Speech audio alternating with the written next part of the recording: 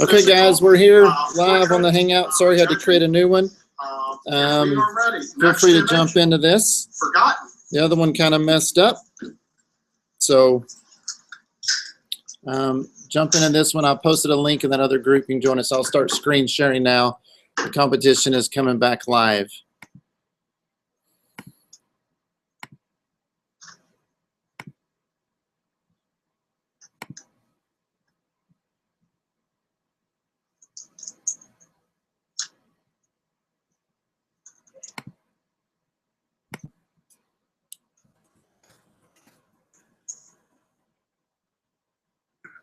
'83.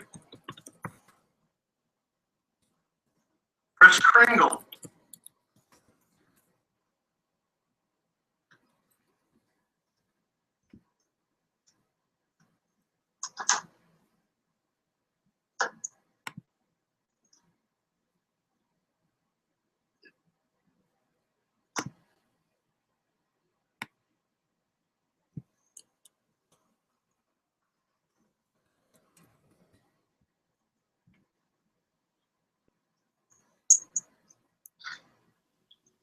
Chris, like 17 hangouts for 1 hour. 87. Challenge. What? This is like our 17th hangout in 1 hour. Oh, yeah. Lynn and I were on another one, which is the one that Steve is on right now. So Steve is on the one that you sent like 5 minutes ago. Chris Kringle looks amazing. The first one? The warm that I just canceled? of it. No, there was another one. Gold. What? All works. Yeah. There was one at 201, which is the one we were on with Lynn. Then there was one at 211 that you said Randy joined the hangout, which was a different one. Then there was one at 218, which is the one we're on at right now. I only created the two, so I don't know what happened. Well, we got another notification at 211, and that's the one that Steve is on. But that hangout's not there anymore. Well, we were on it with Steve and Lynn and I. Oh, did you? Oh, because I hung up. I just left it then, I guess. Yeah, thanks for just abandoning us. Did you tell him to come over here? Well, Lynn and I were talking. Maybe he heard us because we said there's another one, and we both left. I'm sorry. It's technology. Now you can't make fun of me. I cannot. Okay,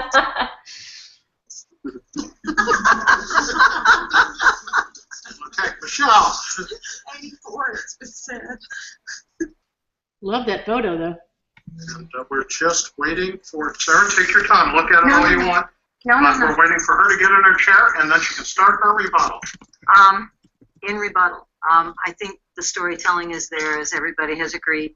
The placement of Chris Kringle in the doorway, I think, works really well. I think I'd rather have him in the middle than off to one side or another. I just think, to me, it's more symmetrical within the frame of the door. The color harmony, the presentation, the impact, technically, I heard almost nothing. Subject matter, lighting, go down all the 12 elements, I think they're there in the superior category, 92. Okay, let's do it.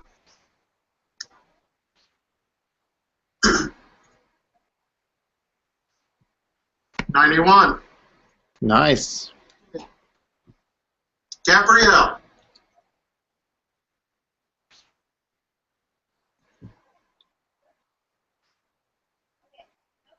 There's Steve.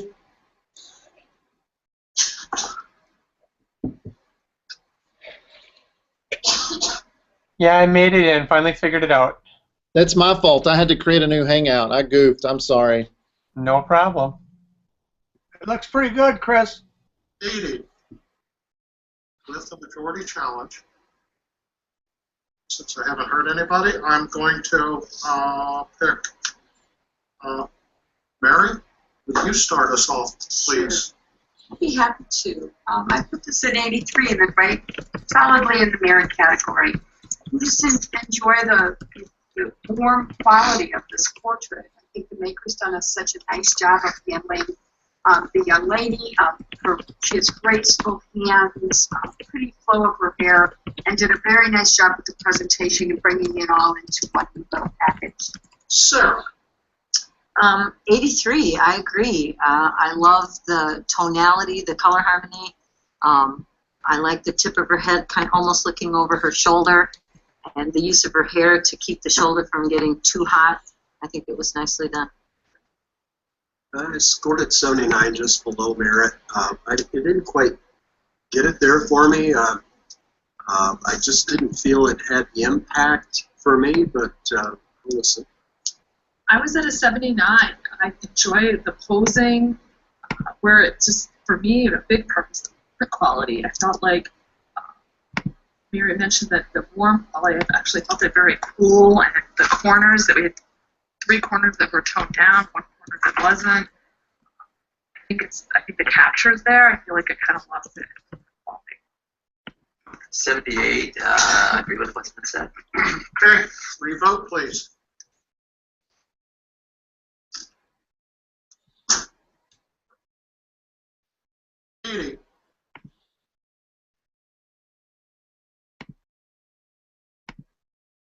Sonata.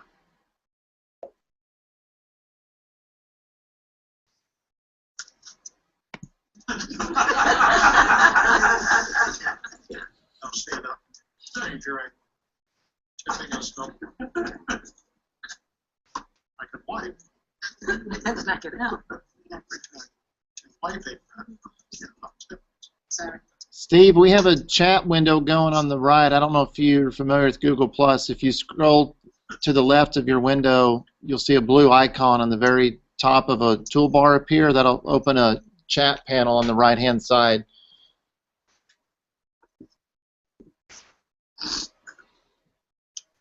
Thank you.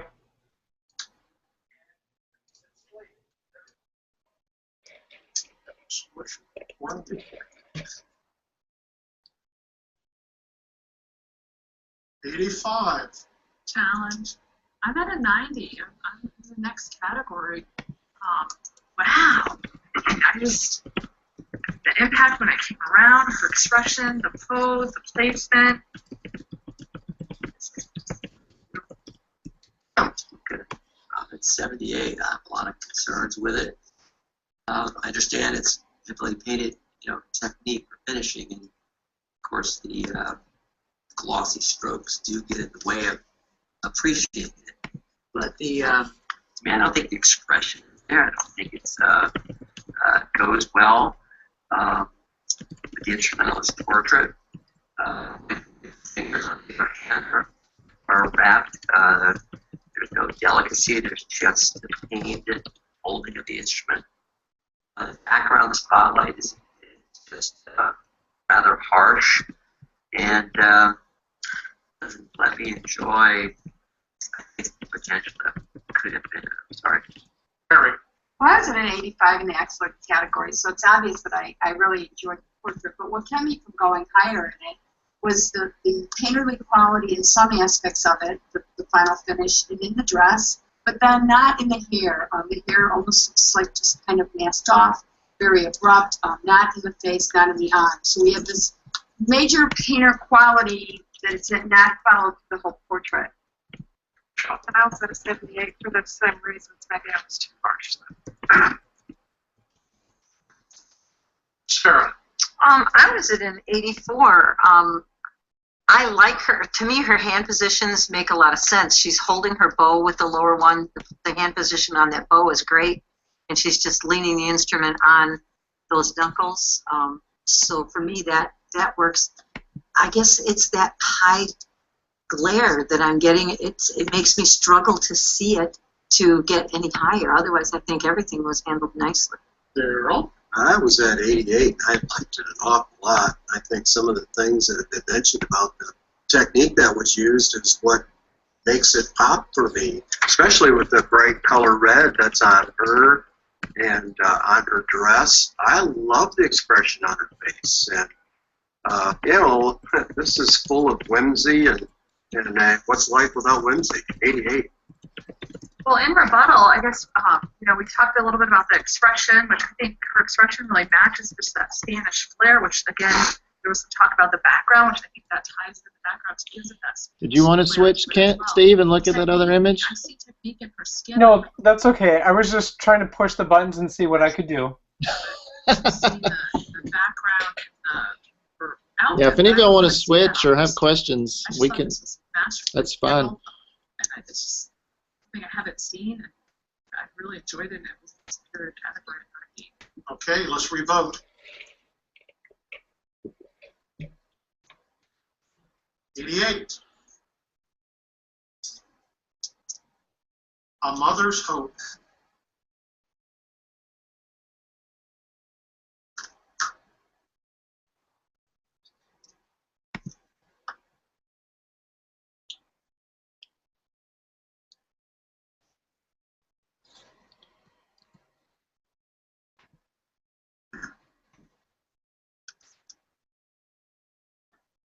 $78. Shrouded Mystery.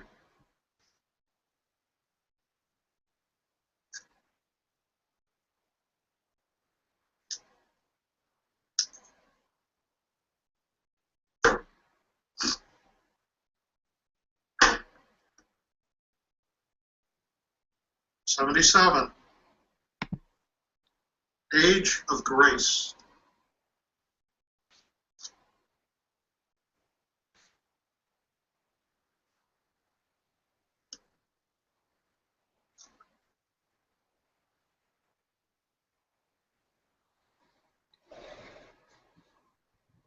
$81. Simple Elegance.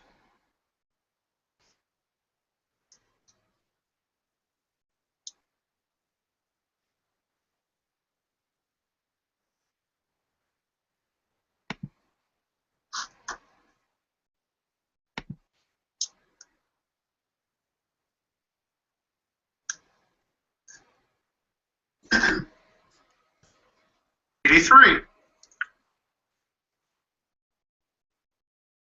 Fashionably Late.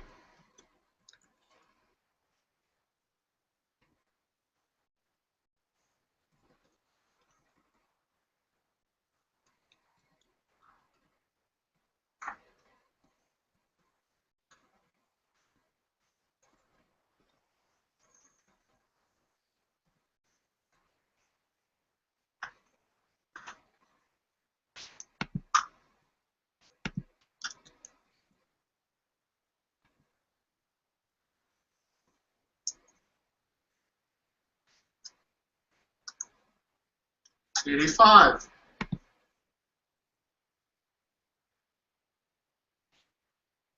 For better or for worse?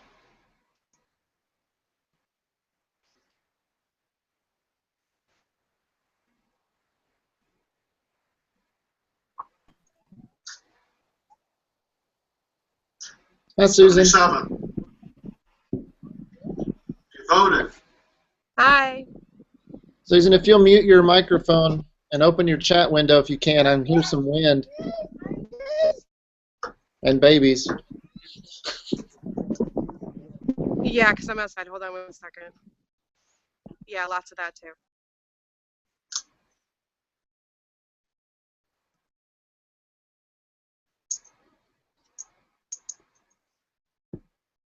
$82. Okay, blank me.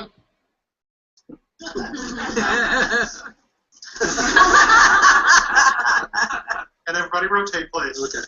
Rotate, rotate.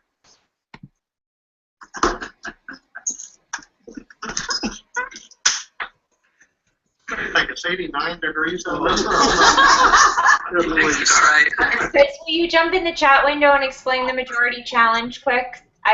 Photographer, you got it. Yeah. Okay. This is Texas. It's different room.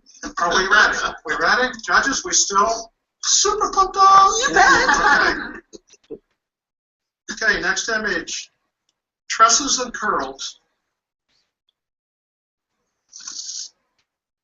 I'm just going to say it, Allison. Someone could hear me typing, and that was confusing. The majority challenge is when the majority of the voters have a different score than what the final score was concerning merit. So if it got an 80, but 3 of the judges were like 78s or 77s, it's a majority challenge. It works the other way too. If it got a 79, but 3 people had it in the merit category.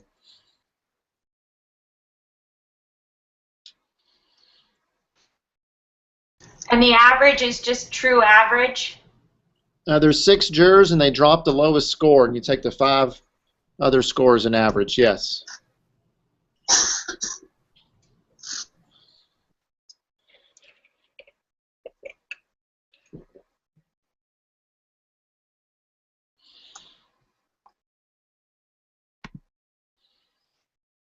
$80. My Saturday, Sunday.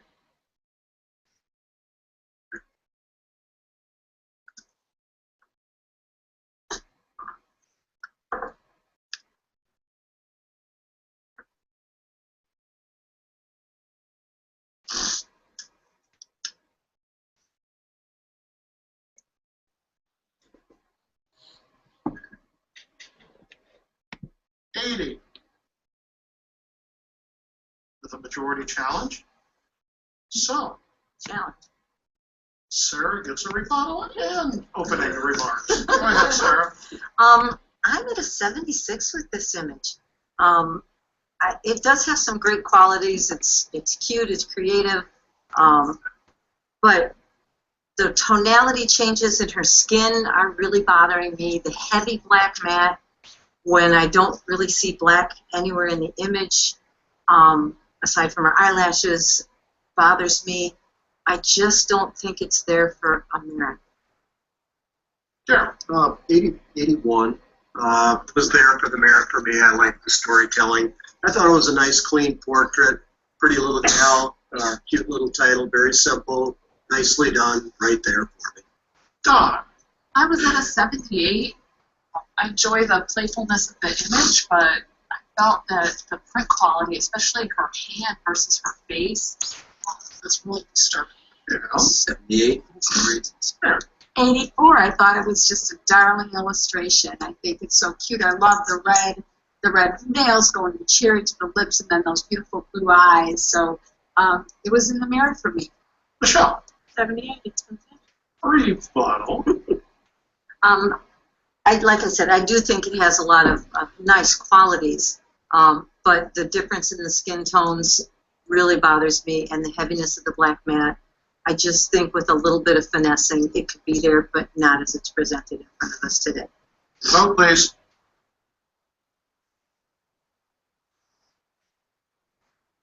$78. Simply Us.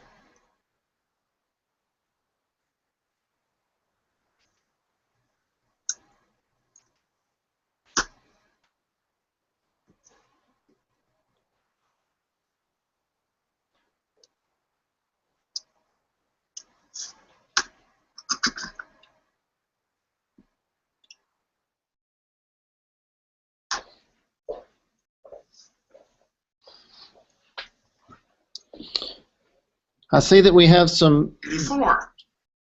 viewers. If you're viewing, you can join in on the No conversation. links. Google Hangout will let us have up to 15 people, so I posted a link there underneath the Hangout. You can click that and you'll be able to join our chat window we have coming in here, not just watch it.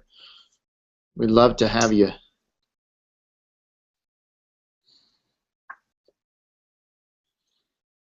$82.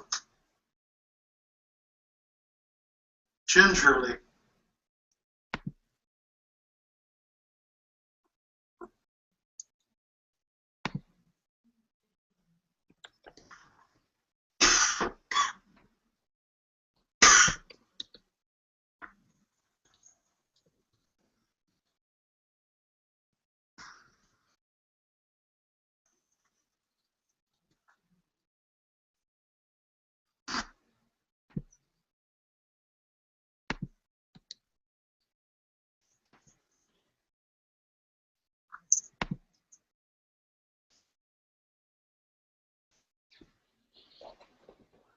$85. Challenge. I'm in the superior category at a 90. I love the placement of her, the ribbon on her dress leading in, her expression.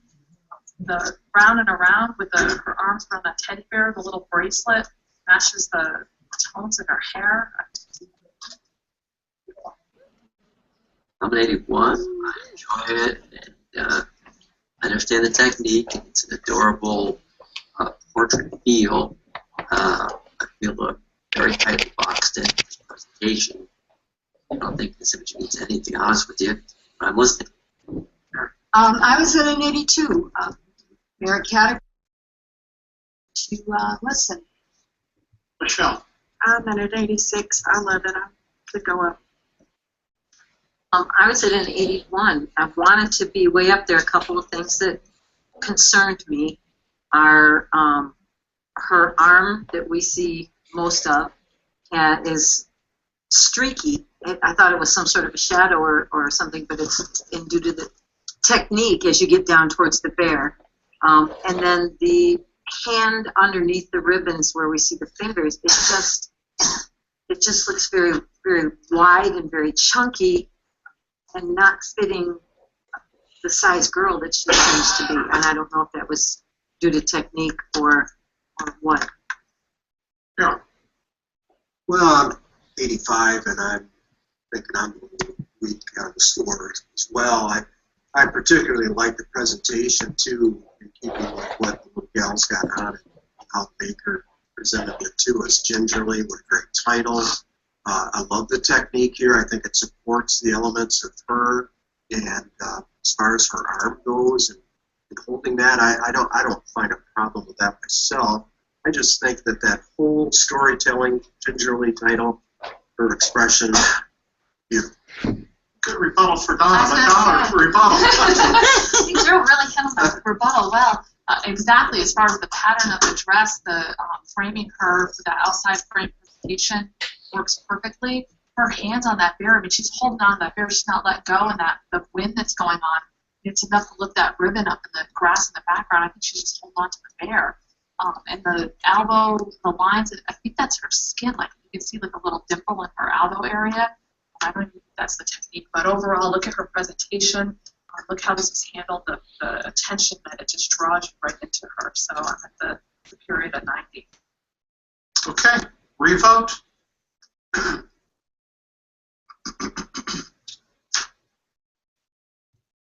89. Endless struggle.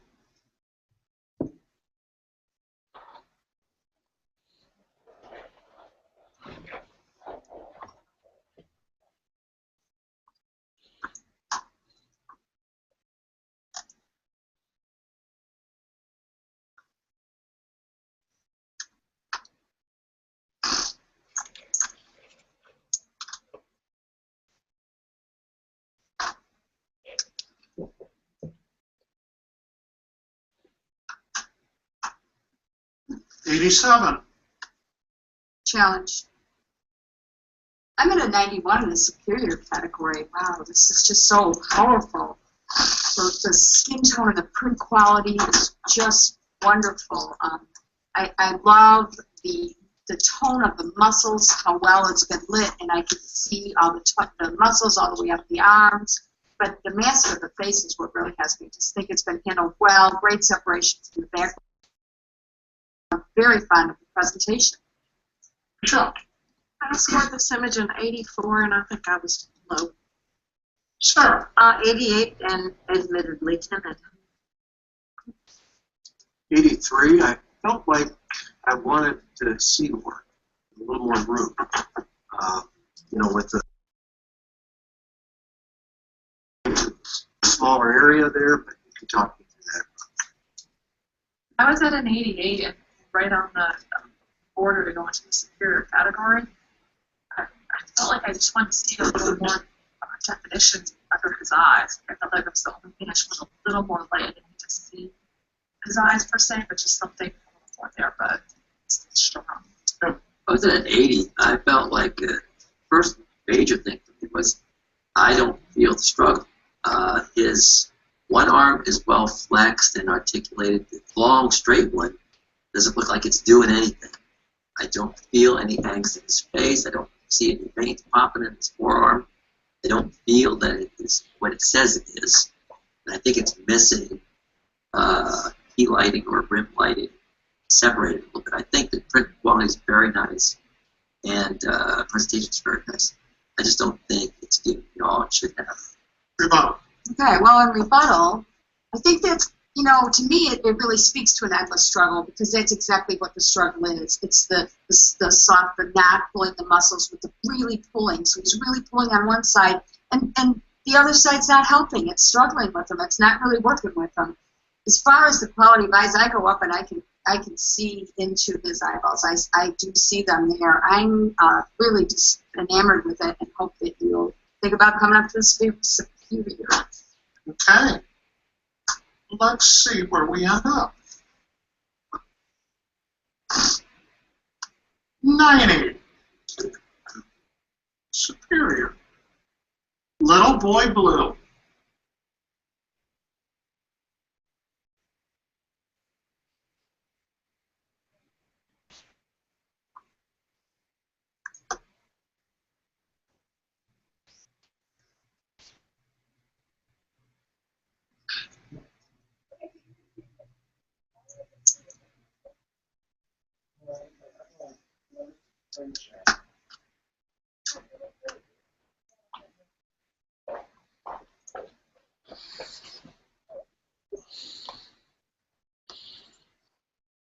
'82. Flowery Road.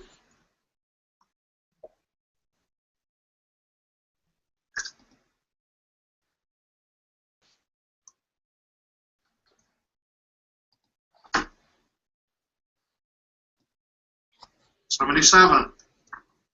Wise Old Sage.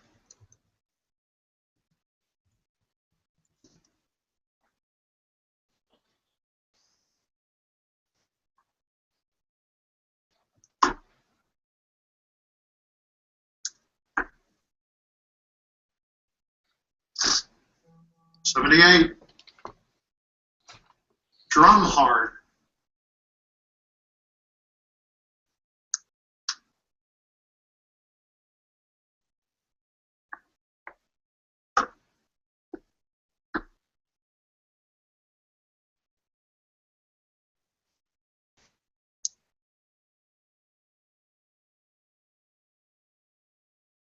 No, I didn't get you if you got it. '76. Aviatrix.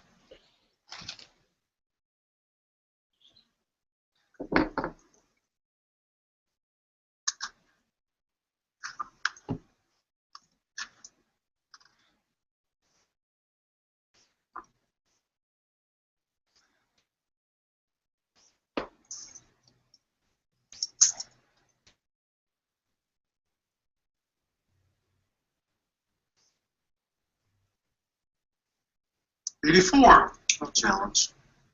I'm at 88. I'd like to at least see it get up to the next category. I really think this is special. Love the wind blow of that scarf back there. You know, just a beautiful environmental portraiture, cleanly done.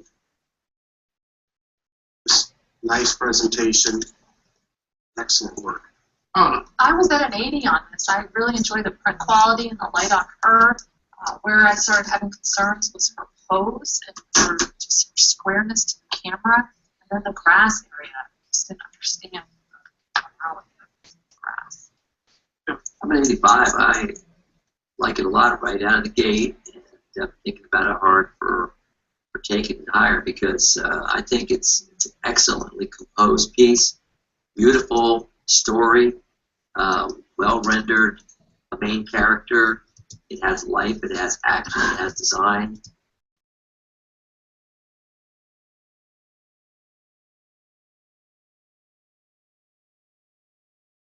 I love the squareness into the camera, because I think it speaks to who she is at this time in our history, and she needs to be strong. She's very confident. She's got her hand in her pocket. Just has a great stature and look. But I think the background and everything has been handled so nicely also. Michelle. I scored the image of 78. I was a little bothered by her scarf being cut off by the edge of the frame. I kind of get pulled out that side of the frame. There's a couple of places in her jacket that I'm questioning the detail, and the back tire on the airplane is just black. I'm not seeing any detail there at all. 82 for the positives and negatives. Okay, sure. As far as that back tire goes, the light is, not going to get down there. Probably, got that wing, that back flap there. It's going to be blocking some of that light. As far as her scarf goes, we know what it's doing. We know that it's flapping in the breeze there, and the fact that we don't, or at least that I don't see the end of it there, it isn't a bother to me really. It's just where she is placed there and how strong she is standing. And I would get in the back seat with her any place she wanted to fly me. She's a strong woman and a great pilot. Let's go. Fly United. I'm actually going to take my score up to the next hit for 91. Okay, challengers moving to 91.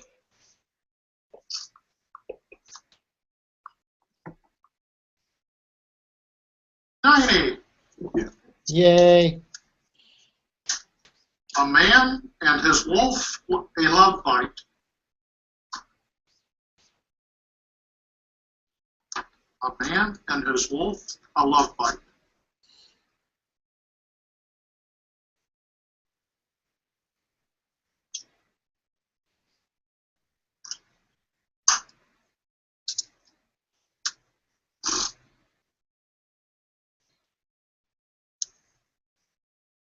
$77. Okay. Blankety blank. Blank me. Everybody rotate. Stand up. Wiggle a little bit. Wiggle it just a little bit. You want to close your eyes. Does anybody, would anybody like anything? Water for survival.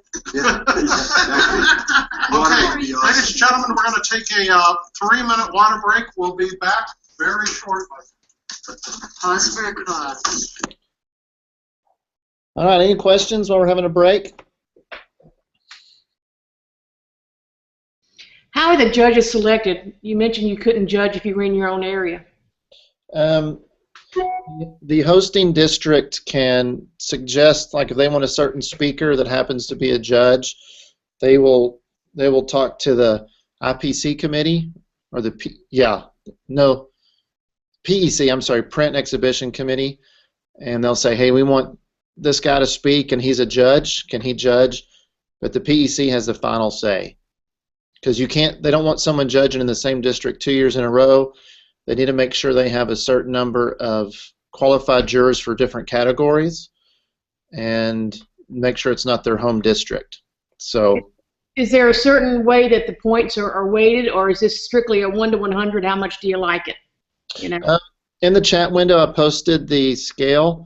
I see the scale, but I mean like so much for composition, so much for printing, so much for, do we break it down at all?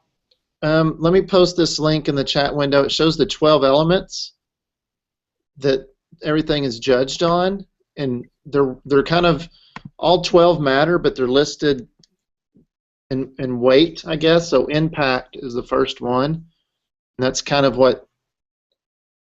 And so they're looking at those 12 elements like impact and storytelling and composition, color harmony, design, style, technique.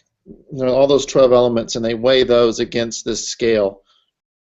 Of course, 80 is kind of the magic number that everybody wants to get because that's your merit if you're working towards your master's degree with PPA. Okay. So it's not like a 77 is a C like it would be on an English paper in college or high school. So you can't think of those type of numbers. So really, when something gets a 79, that's a good image. I mean, that's an above average for professional quality work. If you're in print competition a lot, you don't like it because you think you didn't get a merit and you failed. But really, that's a nice image. Okay, thanks.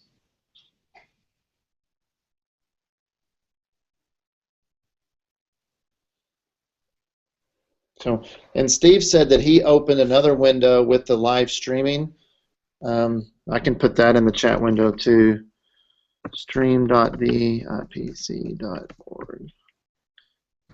Log in with your PPA logins or create an account. He's watching one because the image quality looks better than over the Hangout, and then listening to the Hangout. So if you have a good internet connection, maybe you could do that. I'm going to try not to open any more windows. I have to. So, and Bob Coates, if you're still watching, I know you sent a question how to get in the Hangout. I posted the link to join us in the conversation and participate on that Hangout page in the comment section. So you might want to look there if you're still watching and want to join us.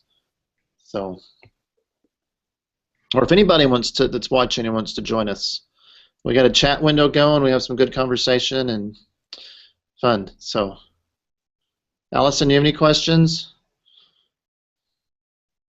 that are pertinent to this? Good thing you clarified that for me. No questions.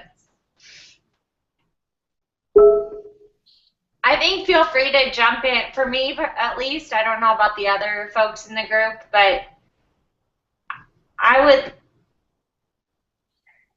if you even could just say like one or two things when we're looking at an image on what you see right away, because some of the items, unless they get challenged, we don't hear what the judges are thinking, and so it would be kind of nice to see if we're seeing the same things that you would see from a judging perspective.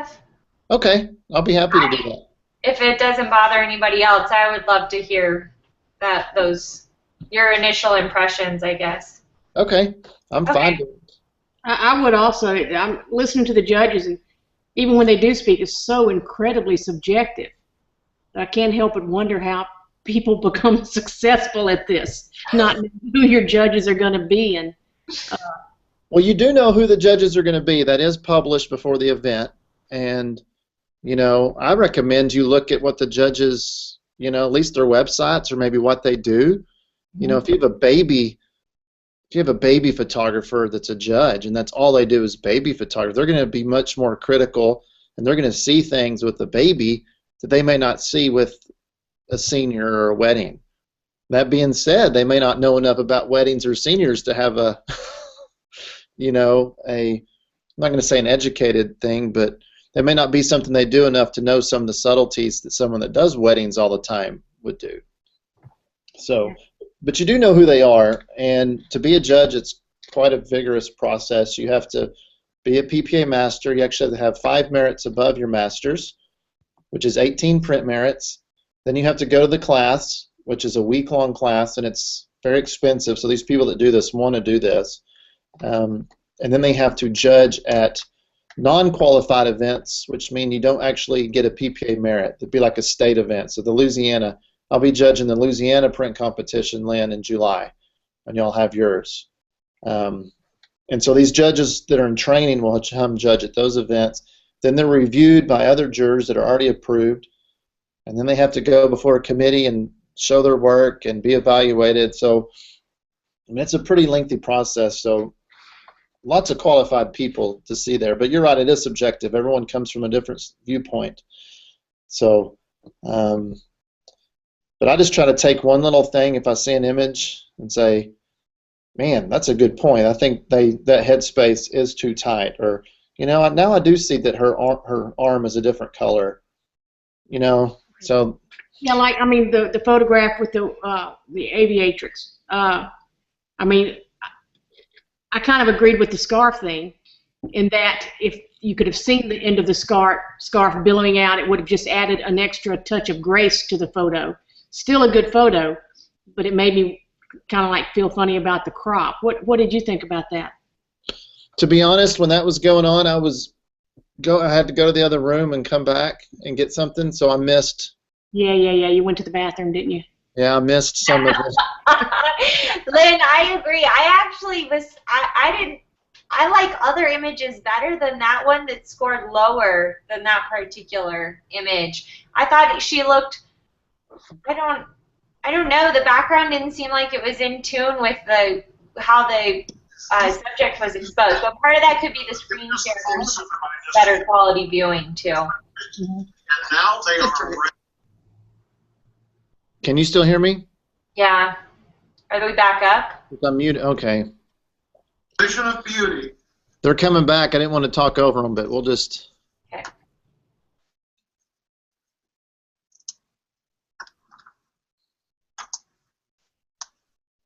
I see a weird halo in the background that could just be through the connection. No, I see it. Well, I see it too. Yeah. That would fall under technique or technical 79. excellence that would hold it out of That that. looks like a door in the background. I think it was part of the background.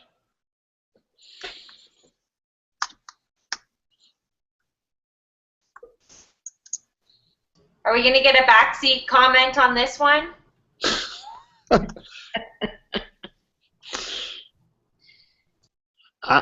From what I'm seeing now, I think this is a merit quality print. One thing to keep in mind is 79.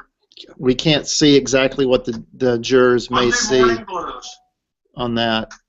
It also looked like there was a dust spot right next to her arm. See, I missed the dust spot.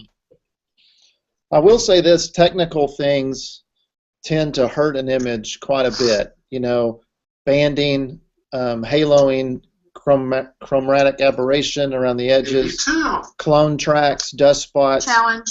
Any of those type of technical issues will most definitely keep an image out of merit, unless it's so strong everywhere else that it's not as objectionable. Well, I was at an 85 in this excellent category. Wow, just the expression on this dog, and boy, he does have the Monday morning blues, but I think it's just been nicely handled. I'd like to talk about it. Sarah, let's talk about it. Let's. 82. I really do enjoy it. I was a little concerned about something, but after getting up and looking at it, I'm not quite so concerned. There is, however, a set of strong vertical lines between the key lines on the left side and the blanket or whatever it is that the dog is wrapped in that I'm not quite sure. But if you can explain those away for me, I'll be really No. I'm at an 80, and what movie from going higher was the vertical line, but I also feel like we've lost a bit of detail in the bird down in the neck area of the dog where it goes into the blanket. Here. I scored an 81, and after getting up and looking at it, I'm hoping that's not banding line or that vertical line that was mentioned earlier. I was at an 81 in the merit category. I just really enjoyed the dog's expression, and then just the detail throughout. I mean, look at the detail in its black little nose, the detail on the white of the fur. And I think the area that Michelle's talking about, I mean, that's just natural fall off. The blanket's blocking the light, and its head's blocking the light to get there. I'm enjoying it. Yeah. I'm at 78, and while I find the print quality to be excellent and the presentation also excellent, Baker has created a second subject out of that blanket, and it's not really that well handled. I mean, it's kind of flat on top, pops out over on the ear side on the right straight line going down. When you show it in its entirety like that, it becomes a subject, and it's not very well handled. So we have a really dog well lit with nice character, and this other element, which I find kind of sloppy for me. So I'm listening. Rebuttal. Well, in rebuttal, in my opinion, that is not banding on the left side. Banding is usually a really much harsher line. I think that there could be just kind of a superficial fold in the background. Doesn't take away from me at all because I don't feel that it's a technical flaw. I think it's just part of the environment. As far as the blanket, I mean, if you have Monday morning blues, you can just kind of lob it on yourself. You don't really make sure that it's all neat and nice. But I do agree that it is a secondary subject. I think his expression and everything else the maker has done with it puts it right into the excellent category for me. Okay, we score. 84. Bohemian Beauty.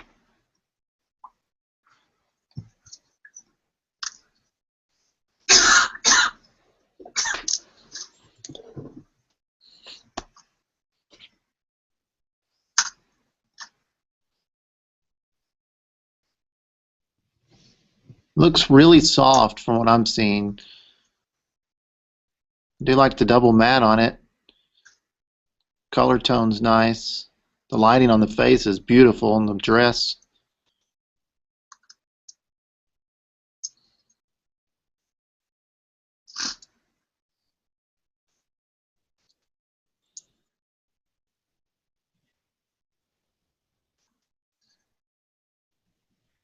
'88. Challenge.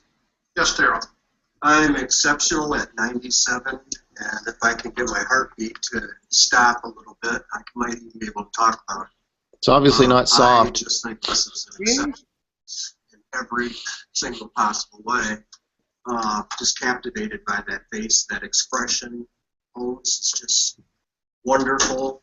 Lighting, and it's knocking all the 12 elements right off the charts as far as I'm concerned.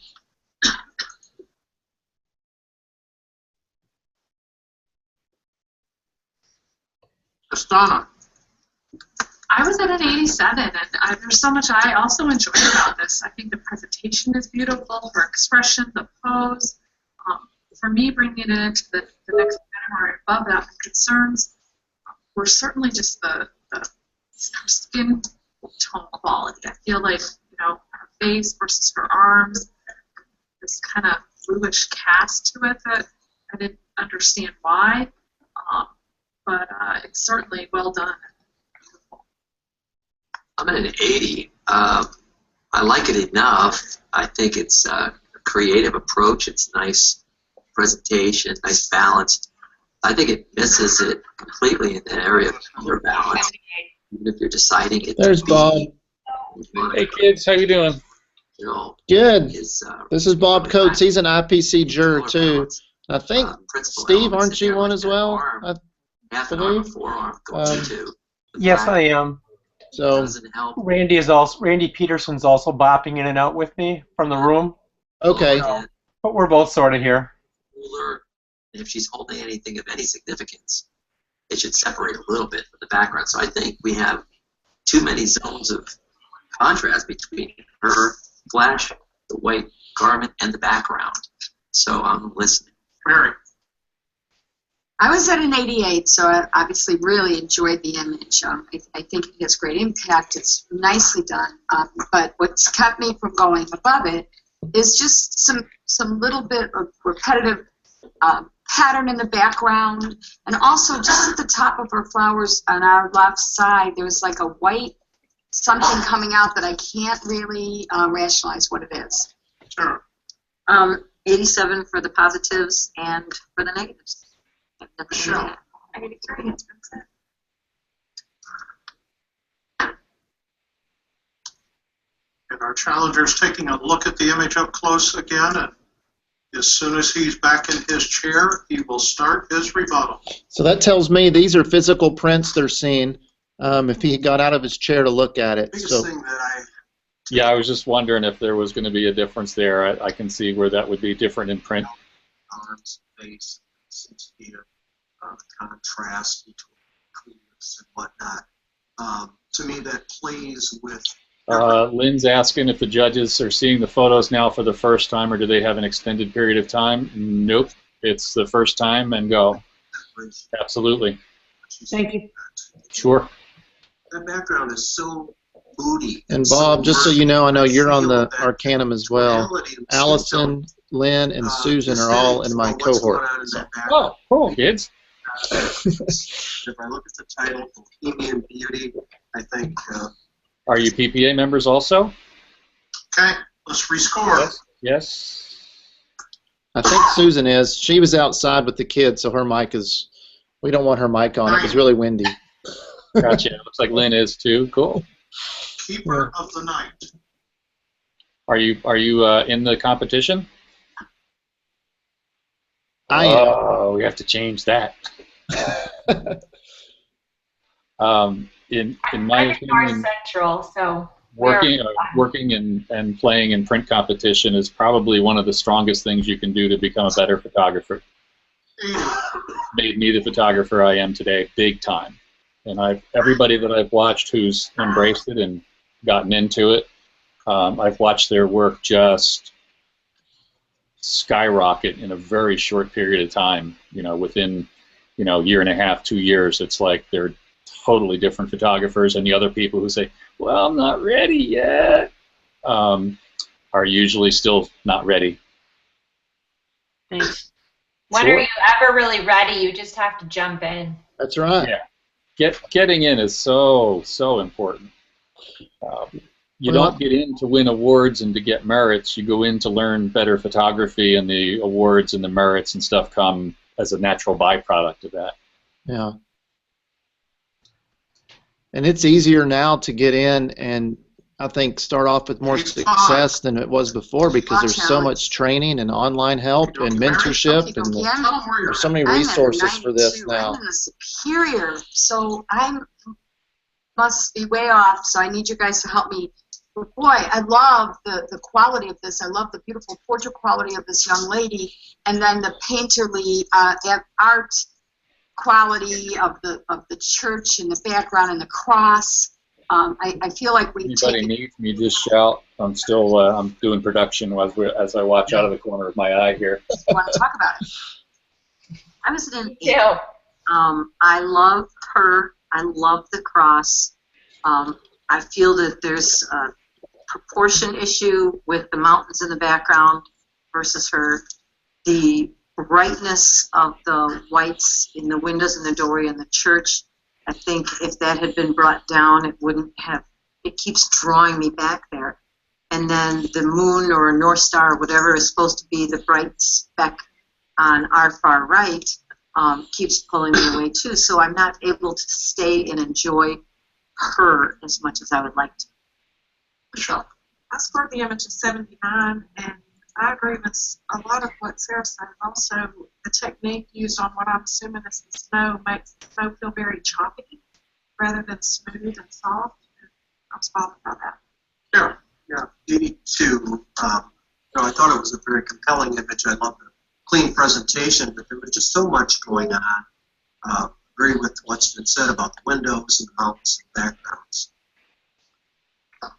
I was at an 88, so I was right up there with Mary. I felt that, for me, I guess I wasn't looking for the reality of it. It feels like it's a dreamy, fantasy type of image in front of us. So I guess I'm not looking for the reality of I think even the technique made it look like it was heavenly clouds opposed to snow or ground.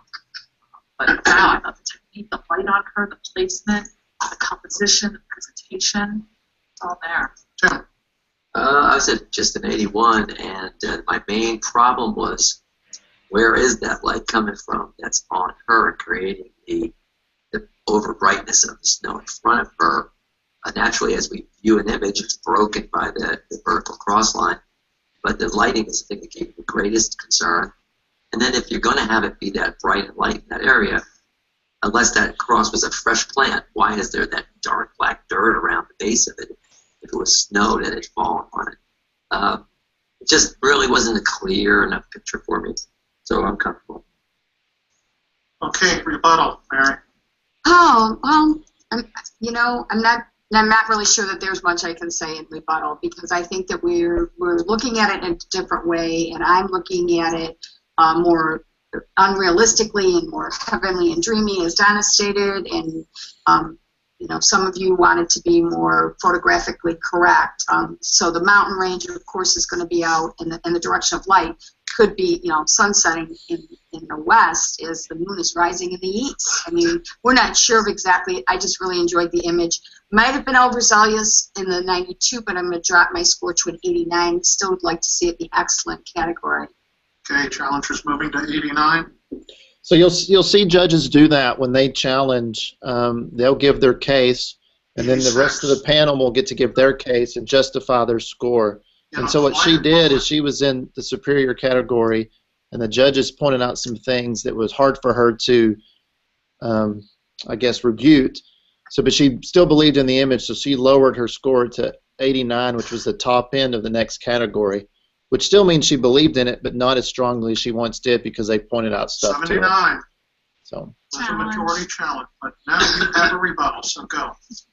I'm at an 81 on this in the merit category, and I think solid in the merit. I just think how delicate she's handled, and the light is so delicate. The detail throughout her hair, her expression, the placement, presentation, it's a solid merit. Tim.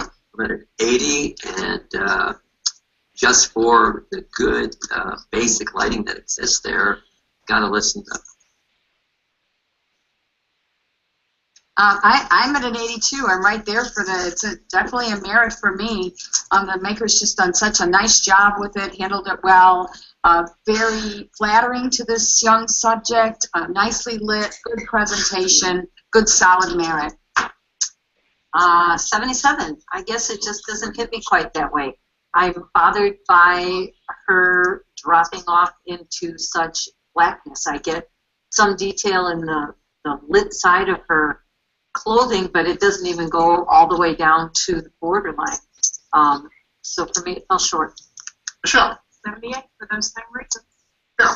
I was at 78, but I went up and looked at it, and I may be coming up now. The one thing I did appreciate before, I mean, I always appreciated beautiful lighting, but I thought it was just a little bit too dark. And then when I went up and looked at it, what I really love is that mat with what she's wearing. And then you go up and take a look at her face, and the lighting, you cannot deny great lighting. And that has then spilled over into good print quality. So I think I'm good up. Okay, good rebuttal for Donna. So Donna, go ahead. With my rebuttal, that fall off, that light is beautiful on her face, and that fall off is very natural. Look, it gradually go down from her face, down to the hair, down to the shirt. Sitting from here, I don't even need to go up. I can see the separation all the way down the sleeve. I just think this is a solid merit. Okay, let's vote.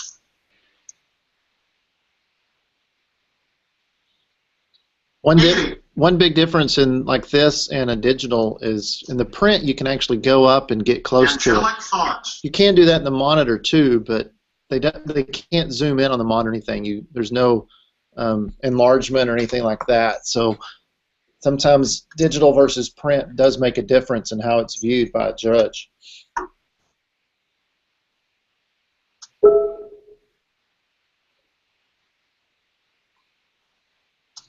Carol, I don't have I did twice, I guess. Chris, are there more people listening here, or just the people that we have on board? It says it keeps going between 1 and 3 viewers. You know, we're recording this so people can just pop in and view and then leave and not. But then they miss out on the chat. So let me go look now and see what it's. It looks like Elena Hernandez is still watching. If I'm viewing this right. So.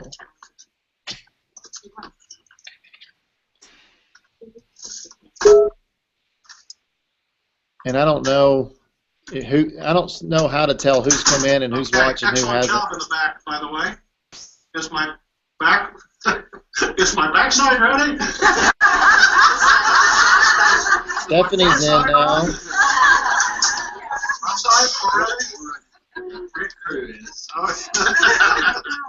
Okay, next print, Family Jam. That's cute.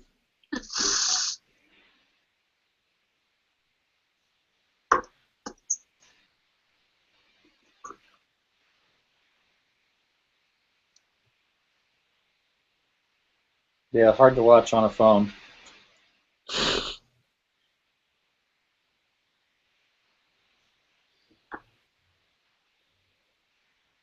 $77. This is something that I see a lot of people doing, the overly heavy use of a vignette. You look at how dark it was around the outside edges of that image. Yeah, you want to control the viewer's eye, but boy, you don't want to hit them. It's like hitting them with a digital hammer. What's Yep. Ooh, looks like a painted one. They're probably all getting up to make sure the eyes are sharp, and there's no abnormalities around that. To me, it looks like the left side. There's something going on there of his face. Could just be focus fall off. I think they've painted in some really dark around the background there. And they're going to check for hair probably in the 85. right-hand side. It must be something there. 92. Love it. You're brought right into that face. The textures, everything is handled so wonderfully. The relaxed position of the subject. I think that that the maker has chosen the things that are going to stay.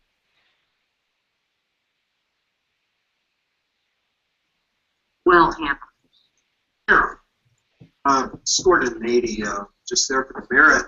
I thought that it deserved the merit. I went up to look at it close. It's good sharpness and great, nice eyes and whatnot. But I wasn't as enamored with the technique and how it had been handled, especially on the top part of the head and whatnot, and going off to the left of the gorilla there as well. The gorilla's right our left. Lola. I was at an 89 in the excellent category. I really wanted to go higher until I did go up. And for me, it kind of fell apart in the eyes and the forehead. I felt like there's so much great sharpness and detail, and in those areas just concerned me as well as the top of the head. I was at 78.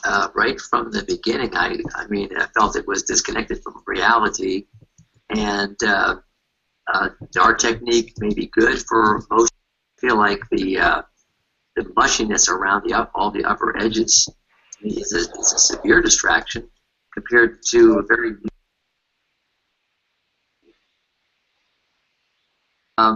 it's going to take a little convincing for me. 7 for the negatives, especially that forehead and the blending, as Tim was saying, the mushiness on the edges. I took the forehead to be less of the sharp textured fur that we have throughout the rest of it. So that didn't bother me at all, and it kept me right in there with those eyes. I do understand the softness, I guess, at the very top of the fur. I just looked at that as what the maker chose to help keep us into that face. But I understand that it's quite a concern for some of my fellow jurors, and I was perhaps a little excited. I'm going to go to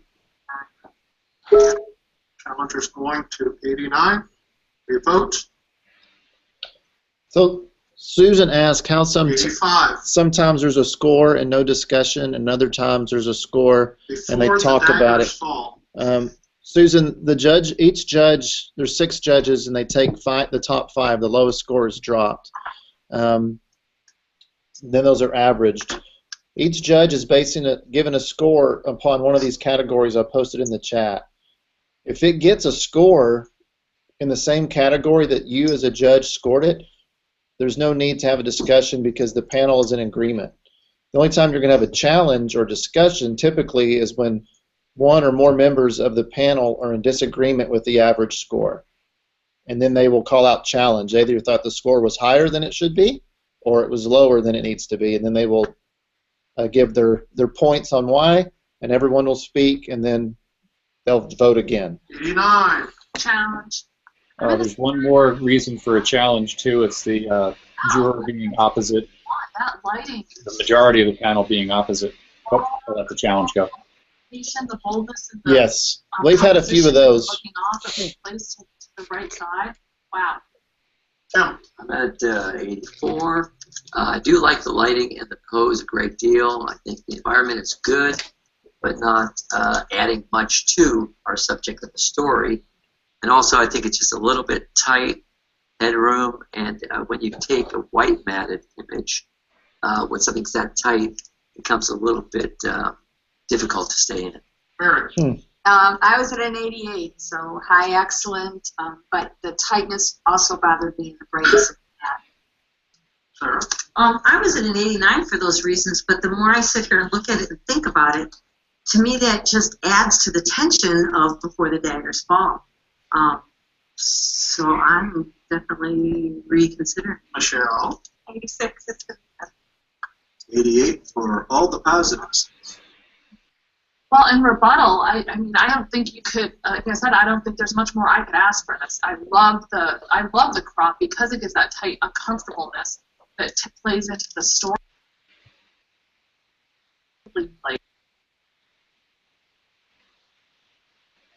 It's solid into the superior category. For me, I'm staying at my 92. Okay. Your vote.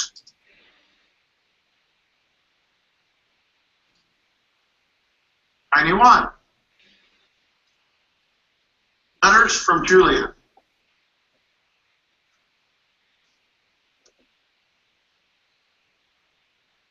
This has great composition. Look how the curtains lead your eye right down to the table.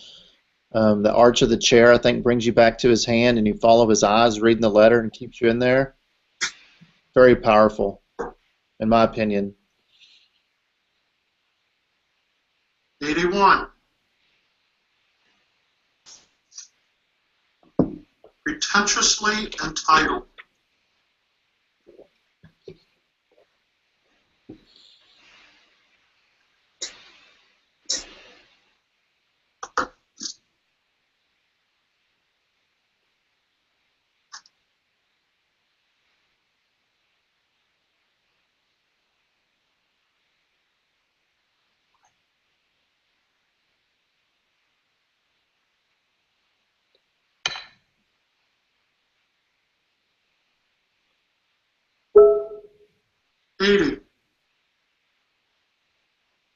The CEO.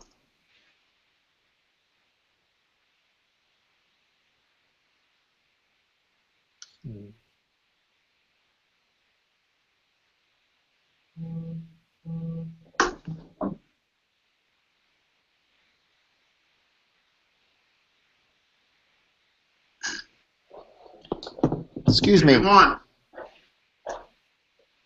Ivan. It's Chris.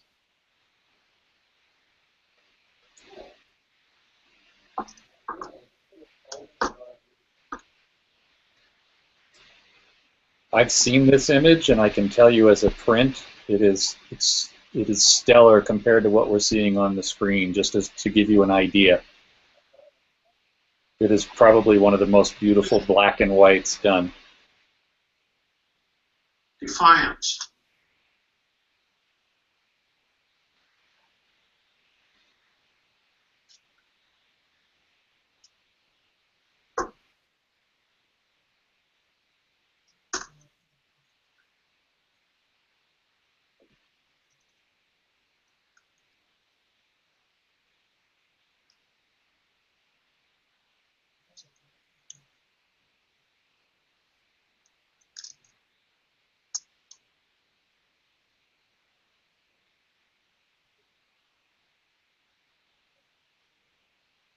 '83. No challenge.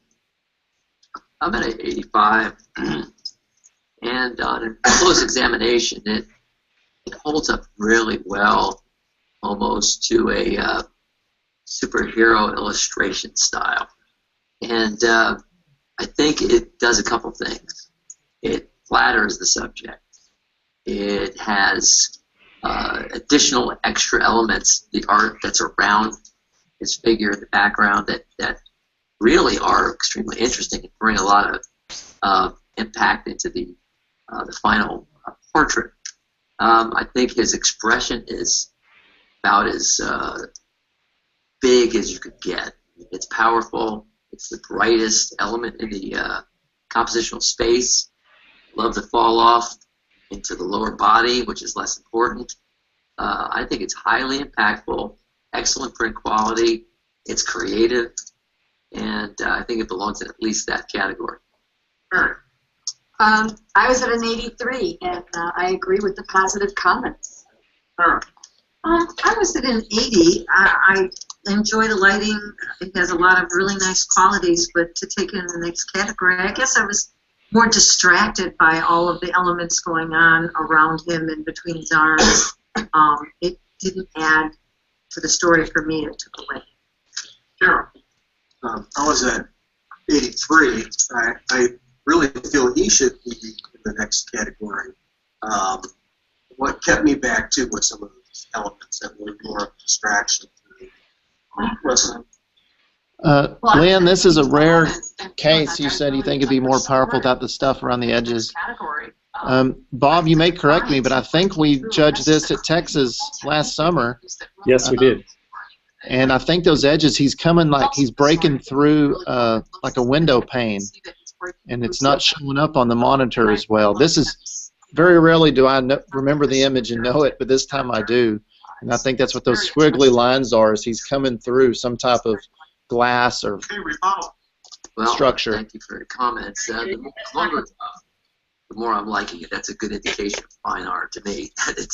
It's got something to hold your attention. I think the sculpting of light on the figure, the face is amazing. I really do. And I tell you, I didn't enjoy it. We had the same discussion, Lynn, last year. The added art, the elements exact same. that are symbolizing that breaking through, that defiance.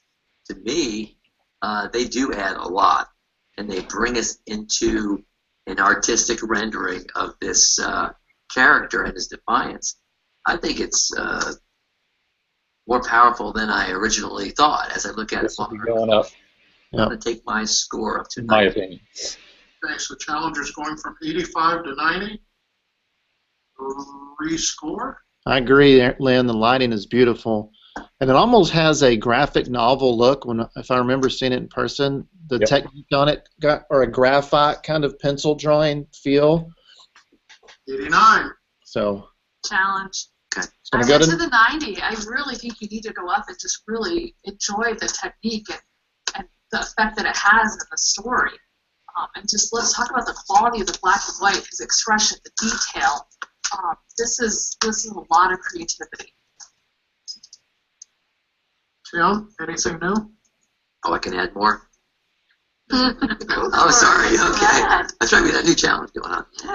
Well, the thing that makes it the most, I think, impressive to me, besides the great black and white tones and the great story and the great strength, is it is really unique. It has value in that we haven't seen this look before, and it works. And as a piece of art, I believe if you turn this thing upside down and sideways, it would still be very, very strong. But I also will be raising the score.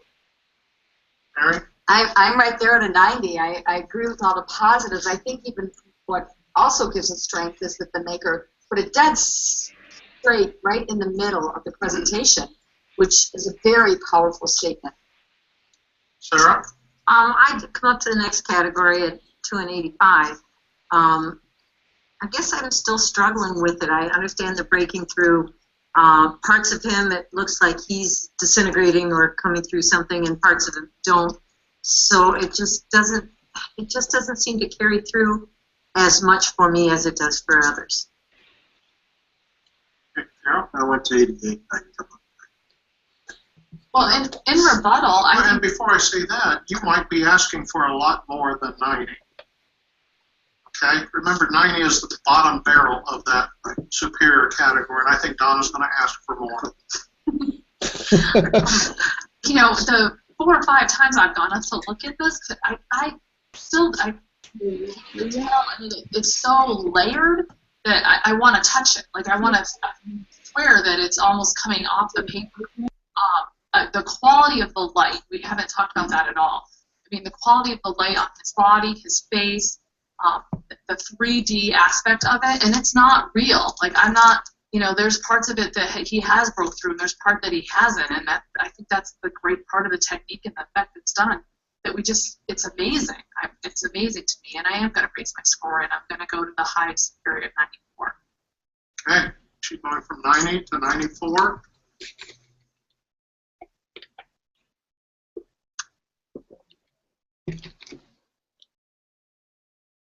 And we're at 93.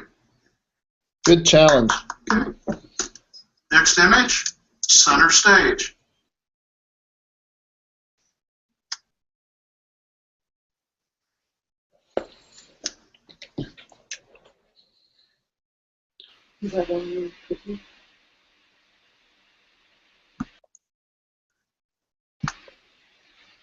I remember working with this person in their critique, and there was, on the first go-around, there was some color issues, and they've turned it to black and white.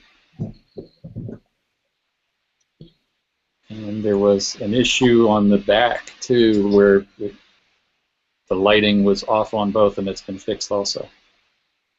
84. Challenge. Yes, it helps. Sarah? Yes. I'm at 88 with this. I just, That was in it as 78 or something. so I'm just amazed at how she's holding this pose and the way that they've lit her to show every single muscle in her back and in her shoulders. It looks like a spotlight on her, and then they've got the smaller ones and the mist going on in the back. I think it's. Wish the hands were symmetrical. That was something she didn't have that available, and to do a flip, she was concerned. There was a heavy vignette that I received that could be interpreted as a spotlight. The other thing that kind of bugs me. Lynn, they can be corrected and resubmitted as long as they didn't receive a merit score the first time they were judged. Yeah, it's 84, so I liked it a lot, and I'll keep listening. I was at an 85, and I'm loving it. Longer it stays, the print quality is spectacular. The pose, the direction of the light, spotlights coming down at her, and then the spotlight on her that's causing that actual vignette. I'm at 80. I love the print quality and the photographic capture. A couple of the little irritants besides the hands that don't match or come closer to matching is that the whole figure is just a couple millimeters off center. So it's weighted, it's properly weighted, and there's a visual tension created on the bottom, by the bottom of the dress to the edge of the print. There's just not enough for us there, just a hair more. But I'm listening. 84. You know, I really enjoyed the image, but was kept down because of the hands and the lack of symmetry. And rebuttal. Well, in rebuttal, I don't know that it has to be so symmetrical. I mean, she is tensing up every muscle that she has in order to convey the strength that she has. The fact that she can keep one hand in a pretty ballerina pose, to me, is even amazing. I guess I'm not bothered by the fact that she may not be dead center. I feel like we are backstage looking out, and the light and the mist is hiding the audience from us. I just think it works so wonderfully together, and I invite you to join me to the vote of the or higher.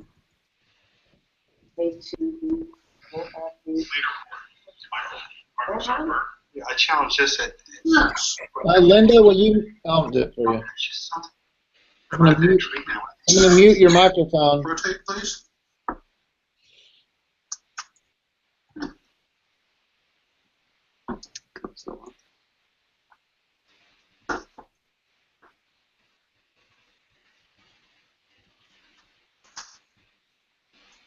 Okay. Next image. Beginning our journey.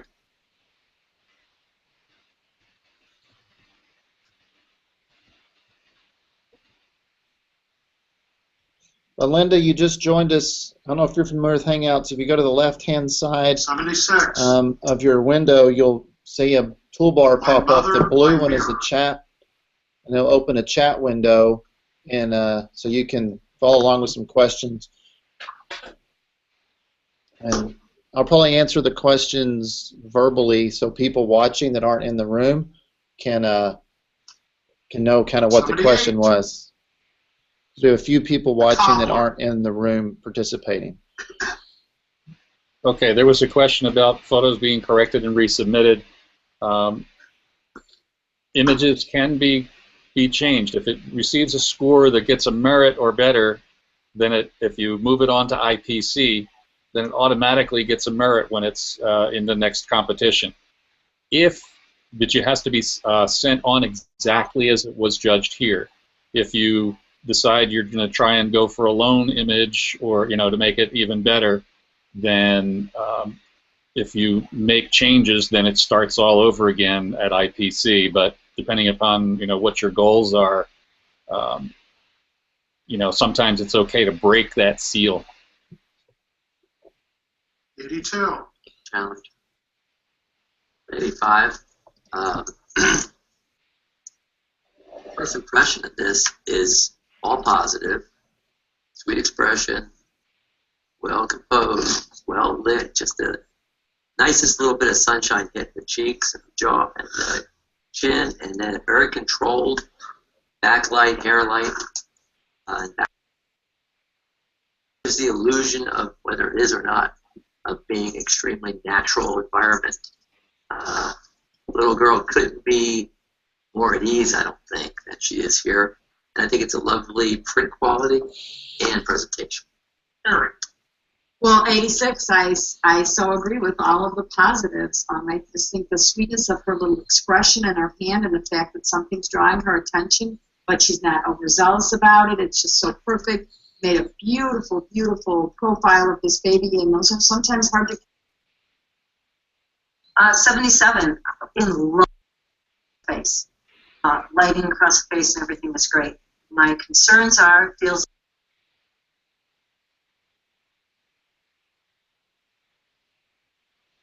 hotter than the light that's hitting her face.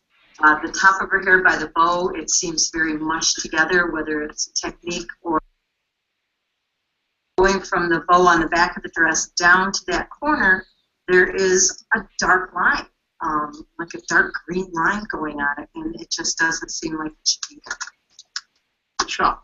That's what the image of 77 as well, and for me, the background is the issue. Got strong vertical lines leading up to the child, and then directly above her head, I feel like there's been some cloning or something done up above her head to get that kind of repetitive pattern I'm seeing going on up there. Sure. That was at 81. I thought it was a nice, clean portrait of this little girl. Really loved the skin tones when I went up there, the color in her eyes, and pink in the dress plays well off her skin tone, so I thought it all worked well together with that. Great.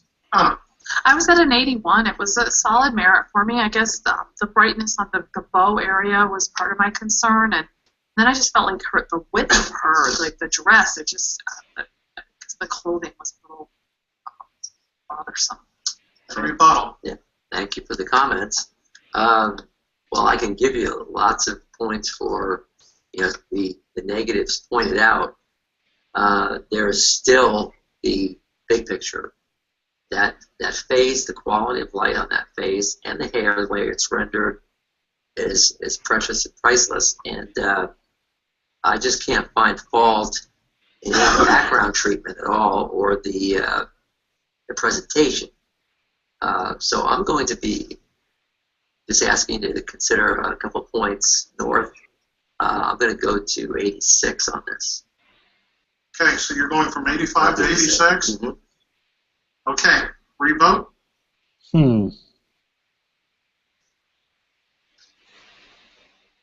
84. Sinking.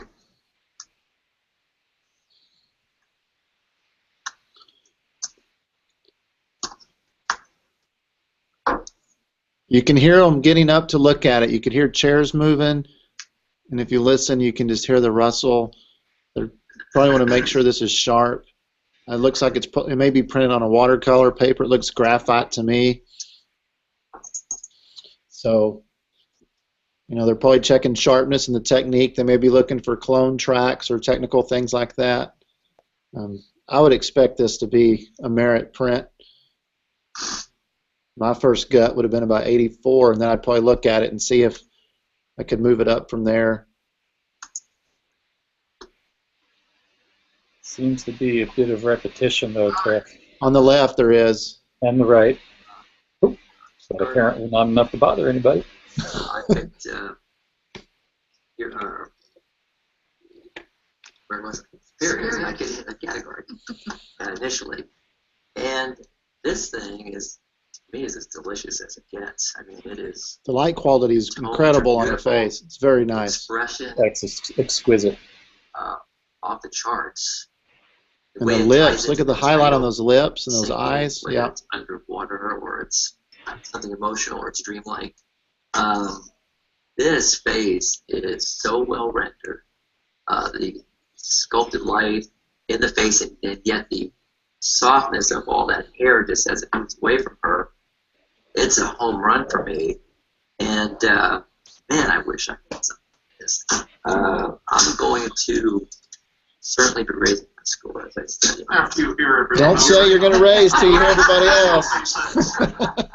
I'm leaning that way. Whoa, well, I was at a 92, and I think I was timid on it. And boy, I mean, the impact of this and the title, because I can feel it sinking. I could be underwater, but I really feel like it's an emotional sinking, and that's what happens. You have this beautiful girl with beautiful eyes and Steve lips, and Randy, feel free to chime in too.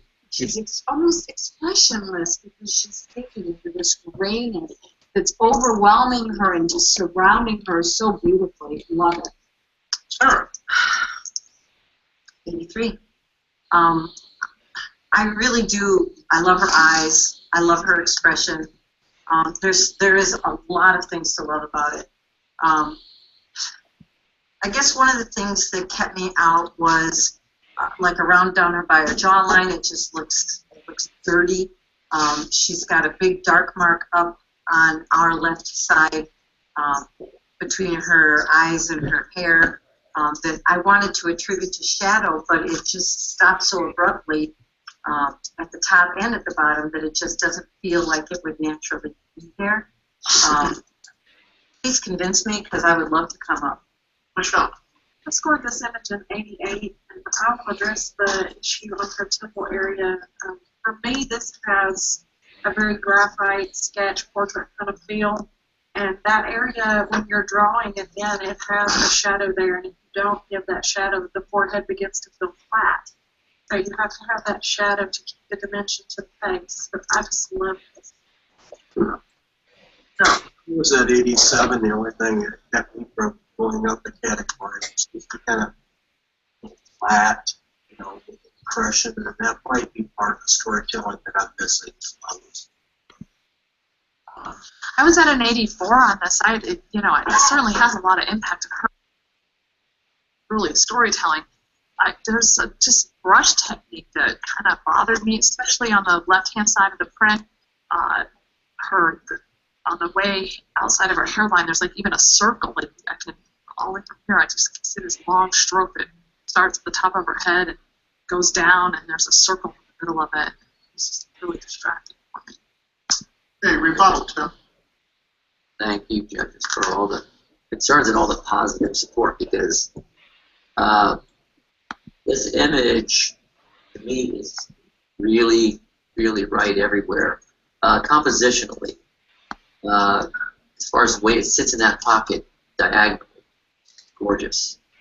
The head and face, beautifully square to us, rendering those lips so beautifully, teeth, eyes are gorgeous. The closer I get to it, the more in love I am with it, and I completely imagine it as a pencil rendering, as a graphite rendering. And there are allowances for a lot of the other elements that fill out the frame. It is beautiful corner to corner, and even with the things pointed out, I am still highly in favor. I'm an advocate for this print, and I'm going to 96. Okay. The challengers going from 92 to 96. Revote.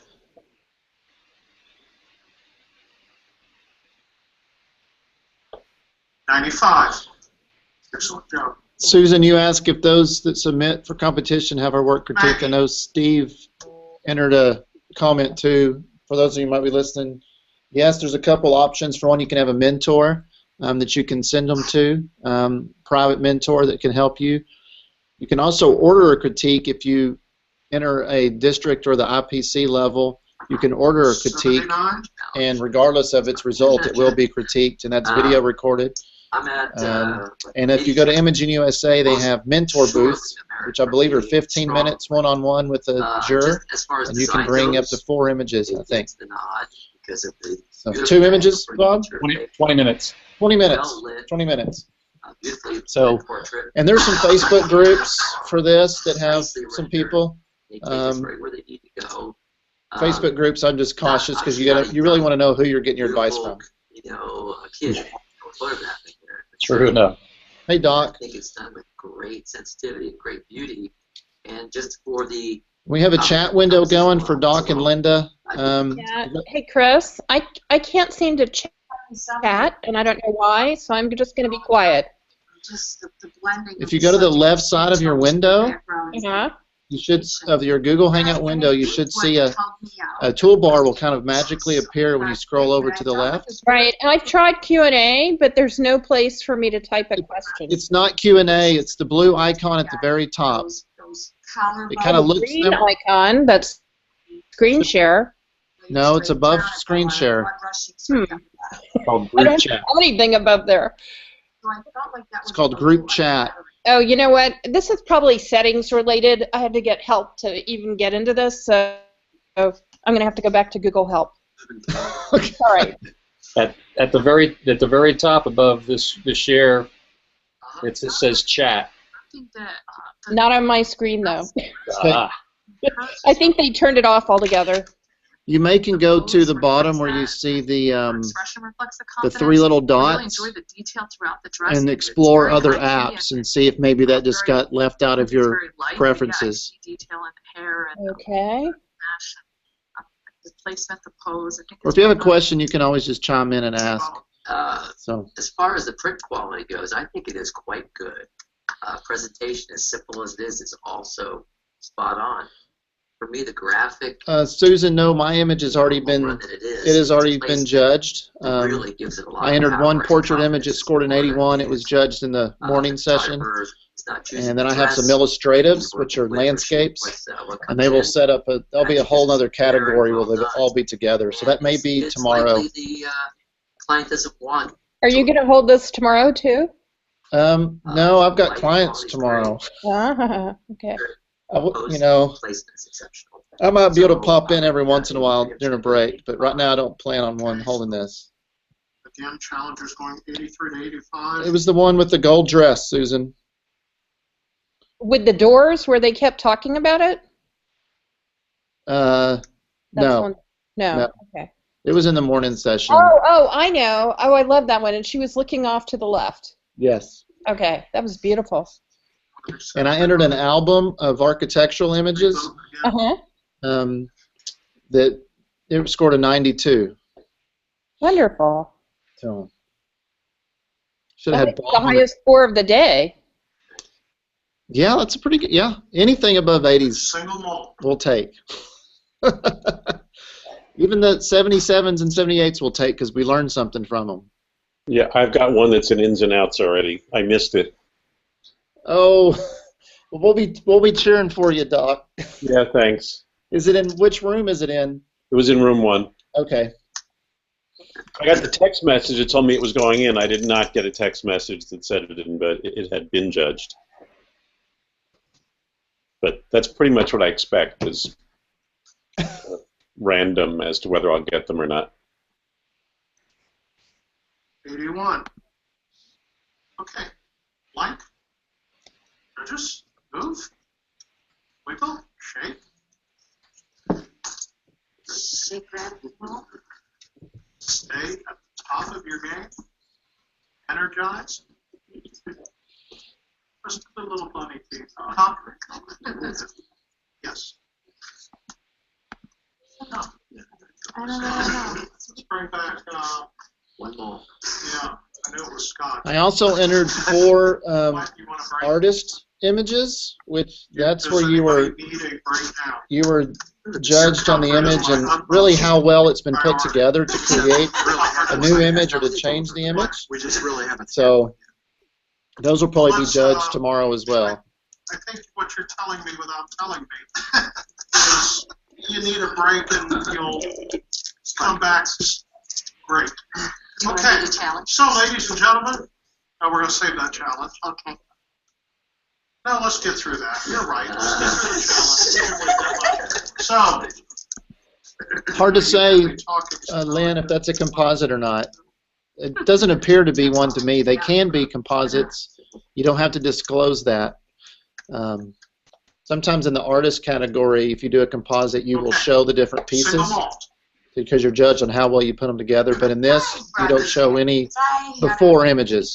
The excellent category, and I guess I'm confused at what I was seeing that others didn't. I love the treatment of the separation of the background. I think the pose is so natural. great camera angle, good lighting, good print quality. So don't want to be the one that carried it into a merit.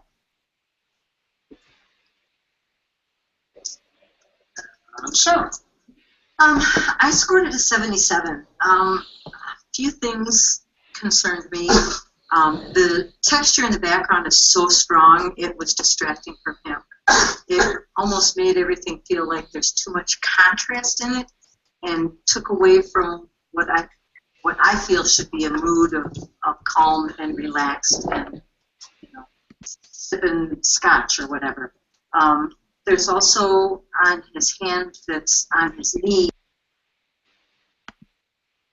sort of funny coloring. It's dark and then it's really light and then it gets off a natural shadow. Hey, Michelle. I scored the image in 82. I liked it for positives. What it kept me from going any higher is some of the shadows were in the dark from the crease in the jacket, shadow, and the background textures. Darryl. I was at 79 for All About the Hand. I love his pose. I think it's very fitting for the lighting, very fitting for the background, very fitting for what he's doing and the title. But I just could not understand what is going on with the top of that hand.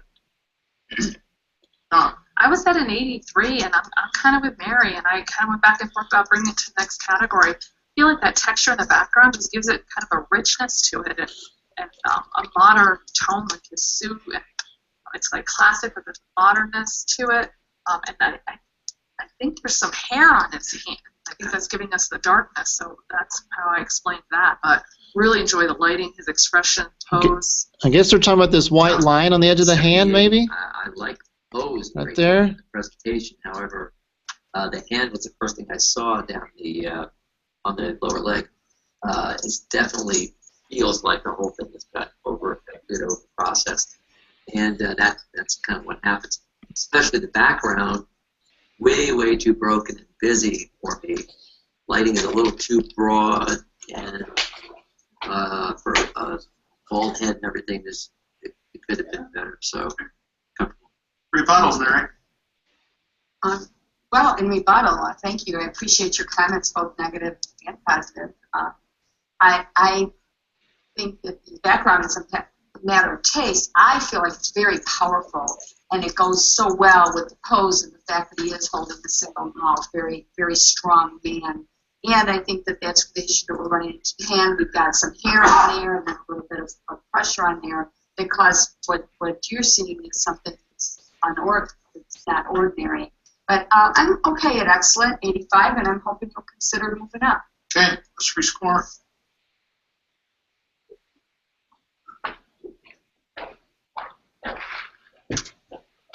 '83. Okay, and everybody, once again, we're going to take a 7-minute recharging break, and we'll be right back in just a few minutes. 7-minute break. All right. So, hey, Chris. Yes. A newbie question, but I still need to ask. The guy with his glasses, you've got this whole little lighting scheme going on, and they're so bad with reflections. Do you ever just like take the lenses out and shoot the photo? Absolutely. That's a technique you can do.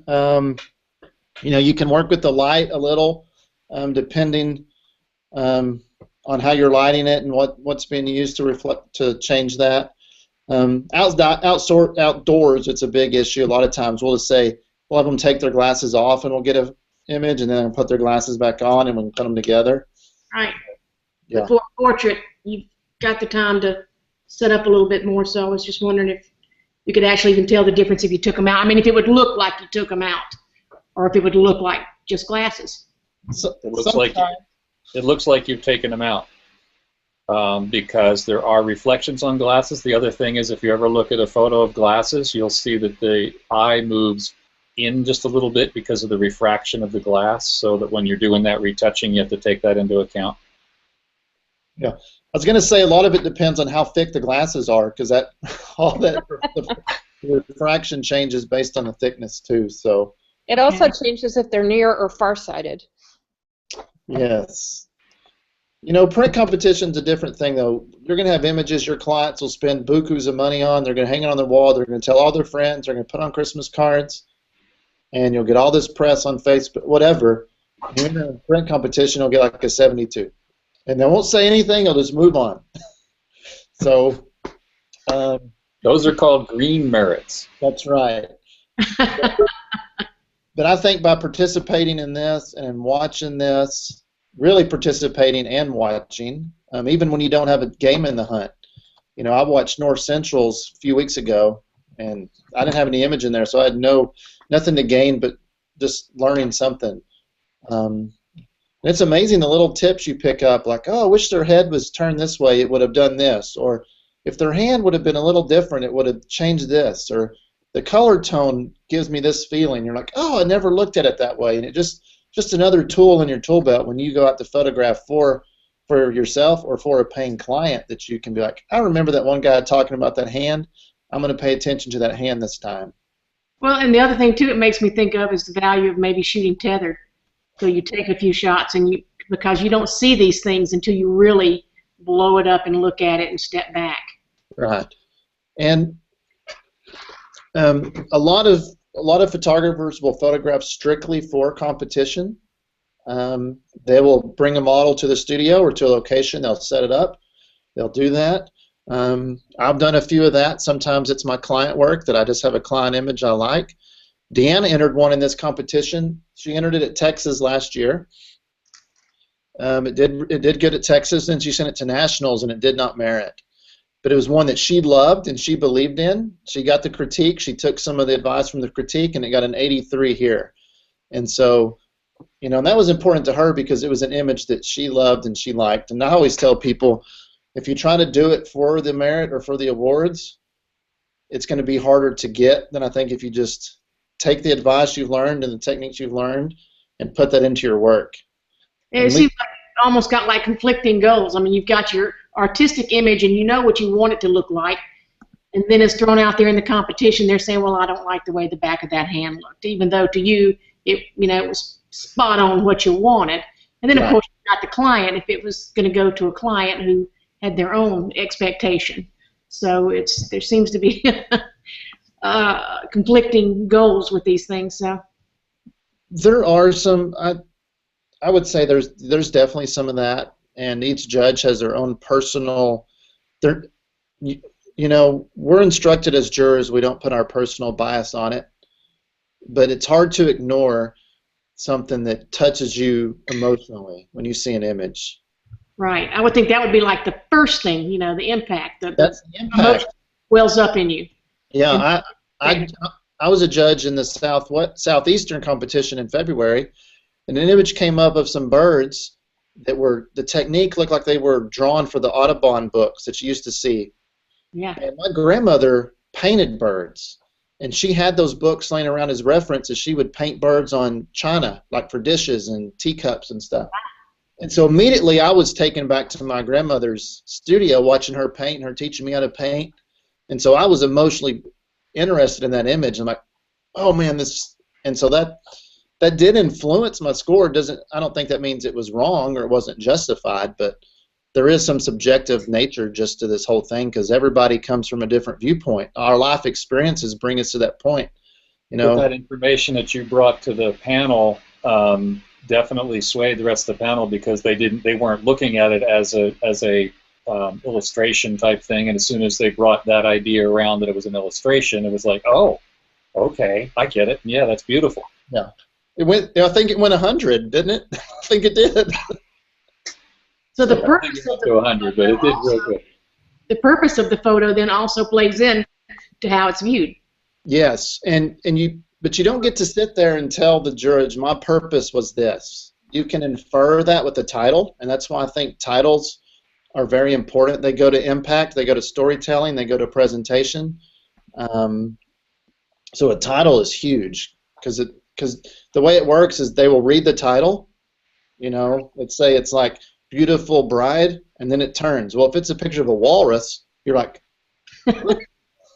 This makes no sense, and there's a disconnect there at the judges. Well, that's one ugly ass bride. So, you know, but if it was a walrus that maybe a veil had washed up in the ocean and landed on them or something, then it's like, oh, this is a satire. So, you know, titles are a huge thing. So that's really the only way the maker has a way to display their purpose. Well, it's one of the major ways, maybe not the only way. It's a major way to display.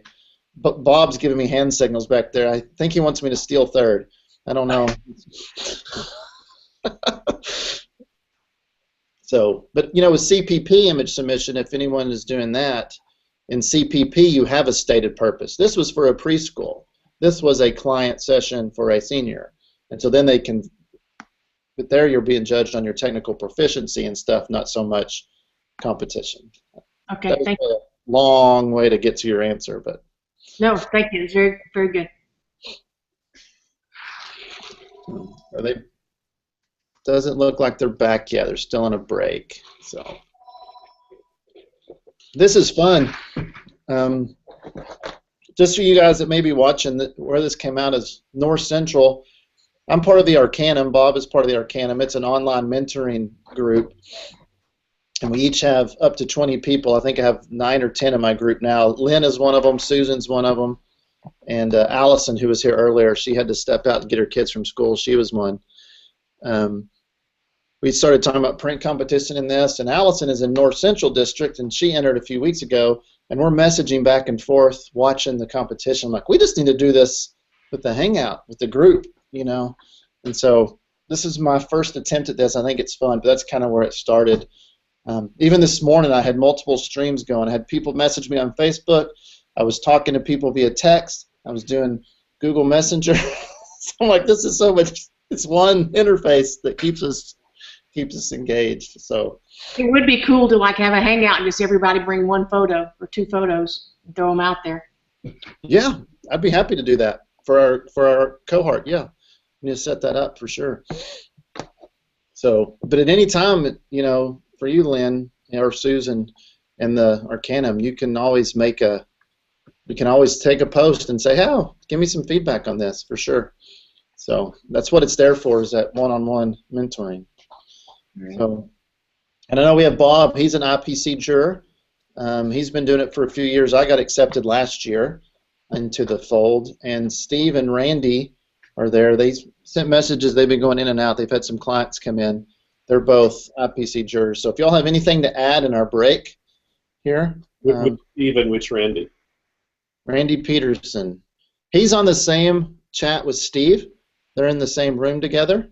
So there's not another head for Randy Peterson there. It's Steve Kemp. But they're both IPC jurors. Oh, your students to listen to you this week. Oh, I hear them coming It's been back. a real pleasure watching this. Oh no, we're on spring break Thanks. now. Very enjoyable. Yeah. I really appreciate that you're doing this on Google Hangouts. Next image, Oh, thank you. anticipating Scarlet. Well, it looks like they're coming back, so I'll screen share again. And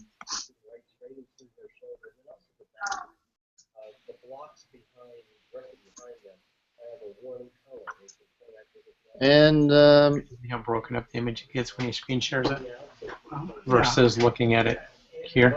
Okay. All right. Yeah. And there's quite a difference. okay, I'm not hearing any sound from this. Let's see. They're thinking.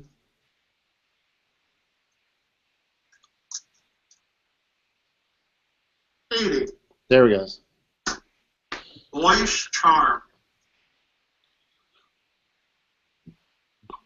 First thing I see on this one is the brightness of his cheeks. Really are commanding the image, in my opinion.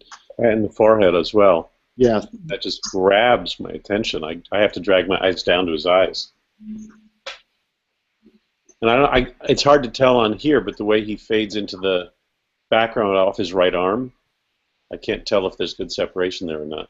Yep. Okay, remember these guys, they're looking at prints. Yeah, I know. We're looking at a really high contrast representation of that here on our screens. Yep.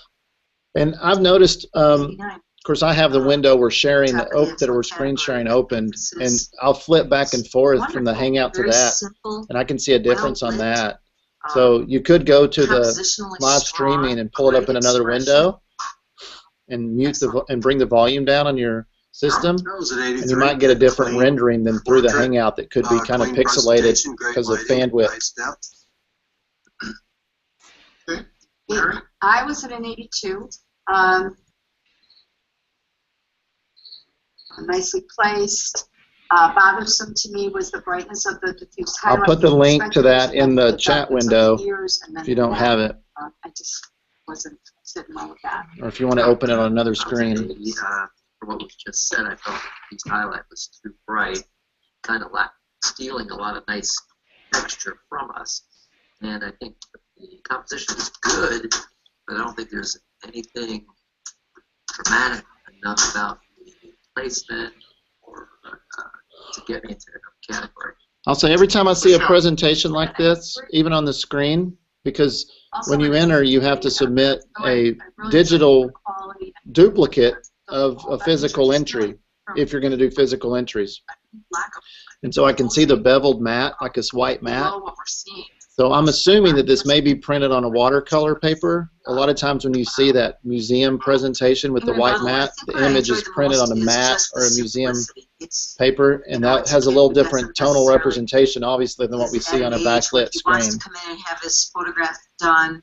I like the way that they have the ear toned down, so we're not going, oh, that ear is jumping off the page at us.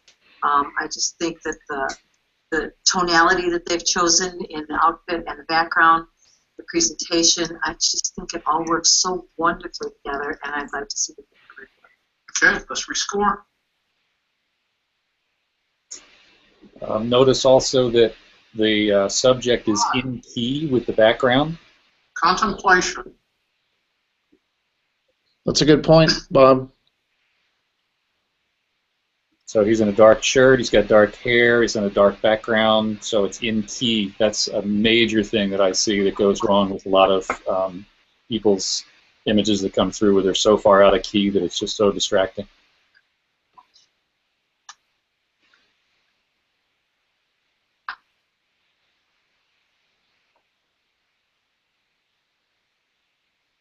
$82. Just PG.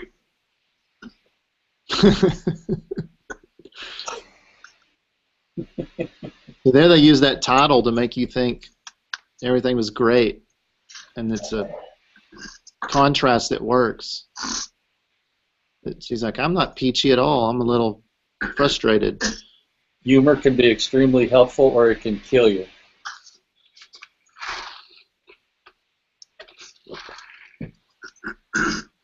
And anytime there's a delay like this from the title to a score, typically the judges they want to get a closer look, so they may be getting out of their chairs.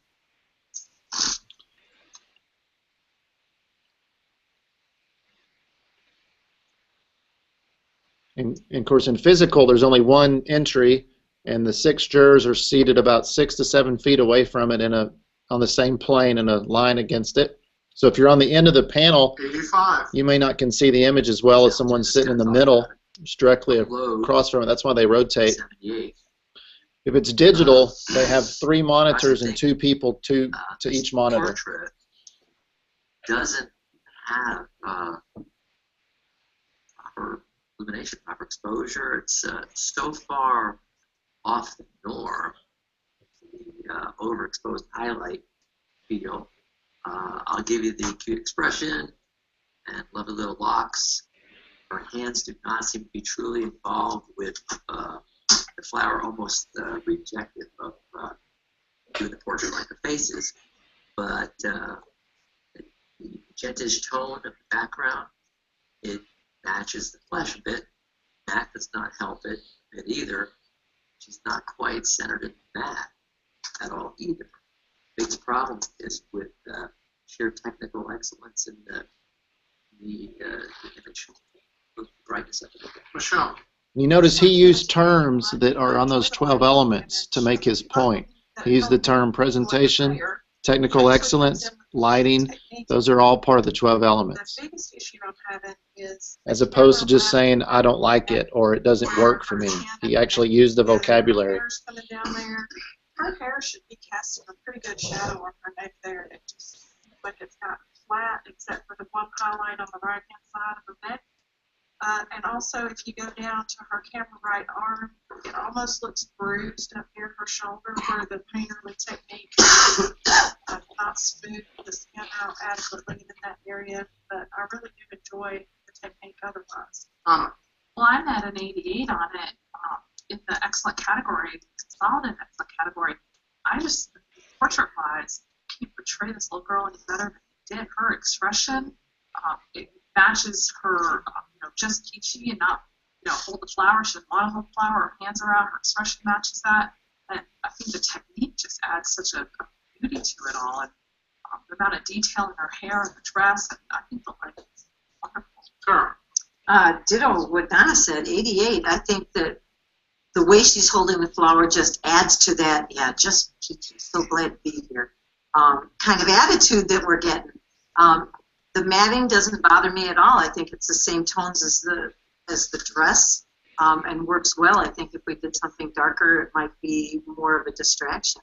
I think it's nicely handled. Yeah, it was at 82 for all that. I played into the title with the, very reluctant little girl didn't want to do this at all, and that's why the hands are how they are at, and I buy into it. So, Mary. 85, and it's been said. Rebuttal? Okay. Well, I appreciate the comments. I can't add much to it. I just don't see it as a deliverable piece. Ooh. And it's so far out of the range of proper printing that it's going to do it. But I will give you 2 more points. Okay, you're going from. I challenge. 78. I'll go to 80. Going to 80. Okay, rescore. 86. The companion.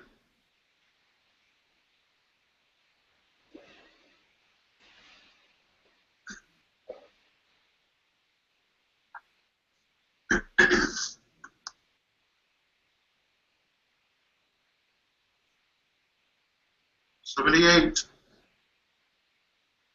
Looking for Neverland.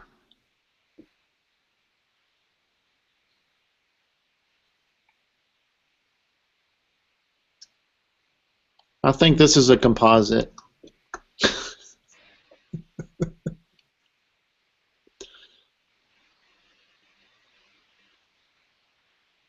77. Farm chic.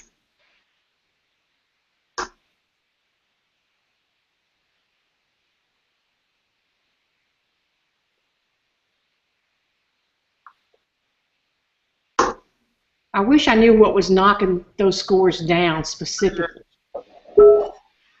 Halfway to my heart. Yeah, I have a few assumptions on some. They go so fast it's hard to talk on all of them to make those assumptions. On that one, my companion, when she was playing the violin, I couldn't see a lot of detail in the dog she was playing to. You couldn't see the expression on the dog, and it appeared that she was playing for her dog, but there wasn't that interaction between them. I think the bow was also taking you out of the image. I was about to say that right-hand corner it was so bright, pulling you up. You want to have a good center of interest, which is another one of the 12 elements. 79 with the majority challenge. So this is a majority challenge. That means 3 people scored it in the merit category, but the average score was not. I just think it's precious with the merit category. Sorry? 77. Although I do like the placement, the colors, for me the dog just doesn't feel as sharp in the eyes as I would like it to.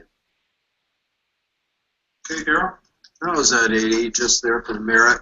Thought it was a cute storytelling title, and I thought it just was there. I was at a 77. The lighting actually kind of misses it for me. I'm feeling like his right eye is a little bit lacking. some punch. But the legs also are really bothersome. They're kind of soft, and I just feel like they haven't been handled real well. Yeah. That's at 81, mostly for story, content, the overall mood. Michelle? I was at a 79. The other negatives that have been stated, I'm really drawn.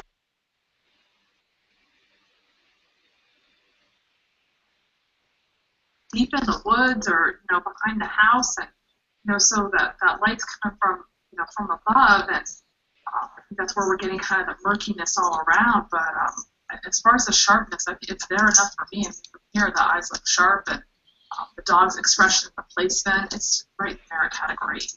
Okay, let's revote. I love the composition of the path that brings you in from the left and makes you stop right at the dog. 80. Balance between the background and the dog, I thought was handled nice.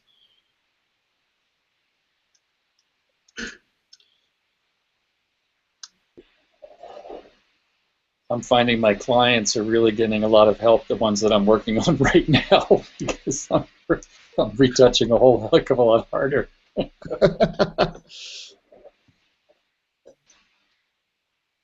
80. Chester. Wait. Visual acuity. We'll come back to that. Spin, please.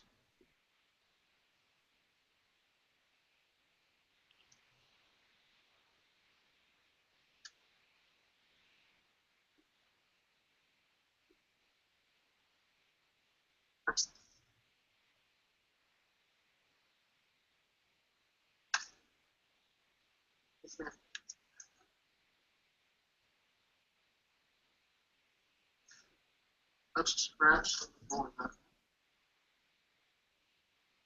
You mentioned a scratch, and I see it on the digital copy here too on the left. Right there. Wonder if that's what he's talking about. It's interesting. 80.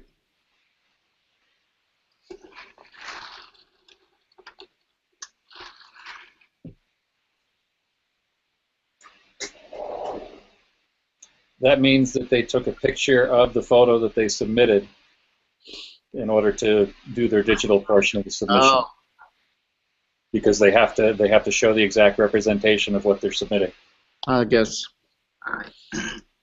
Well, this one is darn near scary as you can get. What was your score? I'm very sorry. That was 85. Okay. And this one, I am loving the overdriven colors, the contrast of the grunge and the dirt that's in it. I find it to be highly illustrated, very successful art piece, and it's just so impactful of a subject that you wouldn't want to ordinarily hang in your house, but it has it's over-the-top art quality to it. So it's I think it's inspired. I think it's a wonderful piece. Consider your scores. Let's hear what you got to say. Someone's going to mention the halo on the left-hand side of the face. Yep.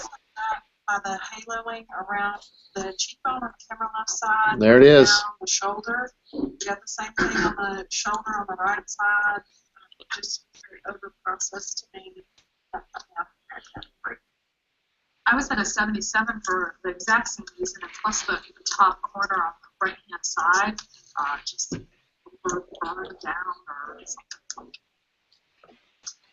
76 for the negatives, and for me the oversaturation takes away. I keep being drawn down to that purple color in his clothing. The expression is wonderful, but I think that the technique that they used has caused issues.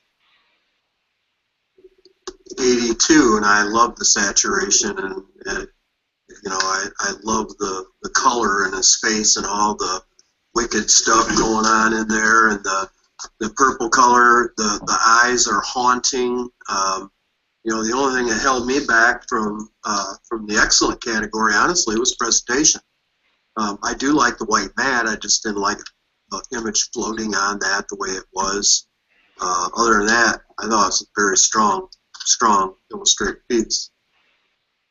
81, for all the good things. I think the fact that the maker didn't start messing with the eyes, that left that reflection in there, that's just so powerful and really speaks to the title and to the piece and to the subject. Thank you very much. If we can bring ourselves to look at it as a piece of illustrative art, it happens to be a very odd person, obviously. When I look at all the colors surrounding his flesh, it almost looks like a completely hand-colored piece, except for his eyes. It looks just like we randomly washed color in to the shirt and the background. And I can't take my eyes off his eyes and the texture. I stay right in his face. I think it's completely successful. Another presentation would push me up another number. So consider taking another notch, please. I'm going to take mine from 85 to 87. Okay, 85 to 87.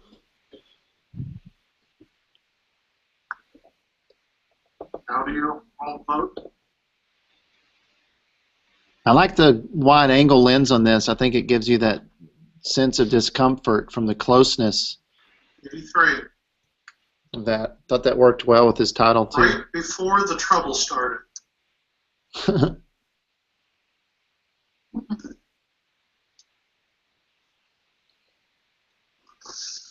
Bob, are you still there? Your camera looks frozen to me. Or you've been staring at that screen a long time. I'm being hypercritical of my work. So is doing a client finishing a good idea when you're watching print competition? It's making the images a whole lot better. I'm seeing because I'm in this hypercritical mode.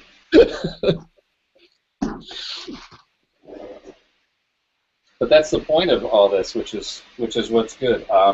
The imaging competition, as you get better and as you see more things, you create better work for your clients ultimately. 82. Early whites.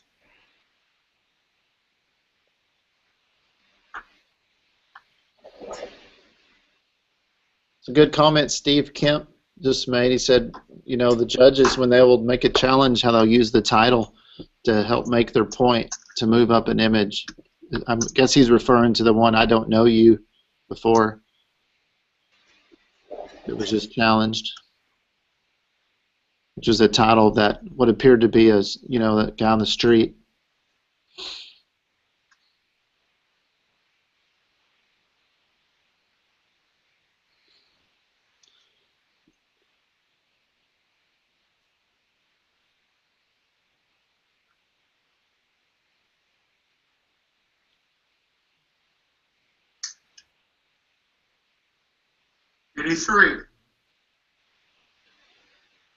I've never photographed something like that.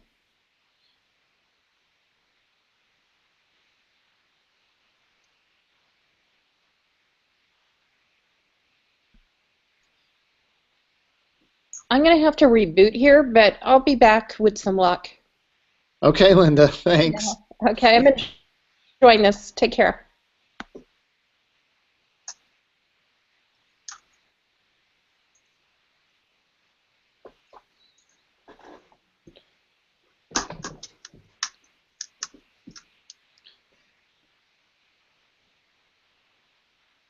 '85 with automatic challenge. I'll challenge.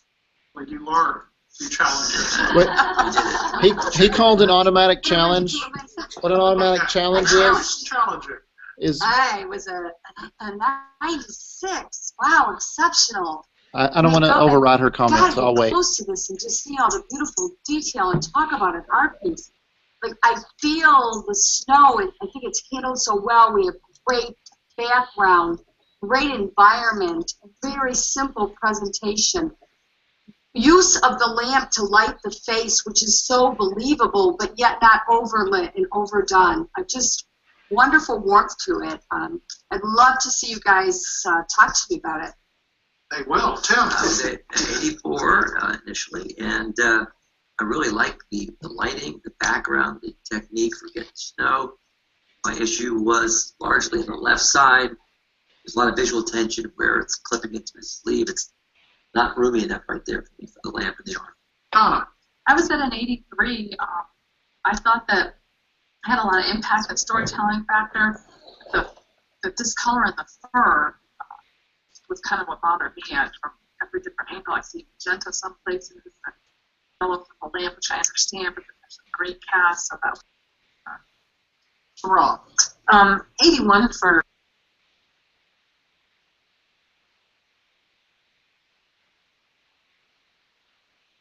I would expect to see more on his cheek on our left lantern. It just didn't. Near his gloves, it just didn't seem. At 83, I thought it was a good, strong merit and nice, clean presentation. I thought a difficult situation handled very well. I'll come up at least a category, so I'll listen to this unbelievably great rebuttal. Okay, Mary. Okay, so I heard the tension in the lamp. You know, it's getting close to Christmas, and there is a lot of tension, so it doesn't have a lot of room to mess around. So they really cut it tight on that side. But snow does that. Snow has that reflective quality where it takes the light that you're working with, and just because of the way it shimmers, it reflects it differently, which is why I think that you're seeing different colors, because there is burgundy in his coat, in his jacket, so it is there. It's a color that's available in the piece. When I look at how the background's been handled, and it just seems so nostalgic to me that I just feel like it's a very realistic rendition of what we imagine to be our Santa to be. So, wow, I really want to listen to you guys. I'd love to see you come up to the exceptional, but I also want to show respect for you, so I will drop my score into the superior, and I'll go to 94. So she's going 96 and I'm hoping to 94. you come up. Okay, everybody, rescore. So I answered this in the chat window, but an automatic challenge is one of the jurors' scores is 89. 10 or more points off from the average. So that juror had 96, and the average was 84.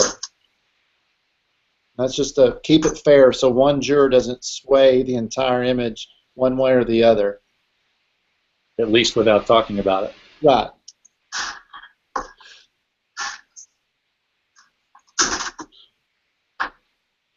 I'm going to say I think whether you agree with what an image scores or not isn't the point, but I think this is probably one of the most fair systems we have for objectively and subjectively evaluating images. Yeah, you have 7 sets of eyes on it. Because the jury chair can speak to an image also. You'll hear that occasionally. Okay, there should be a blank, which, what does that mean usually, jurors? Move it on over. No, it doesn't mean break.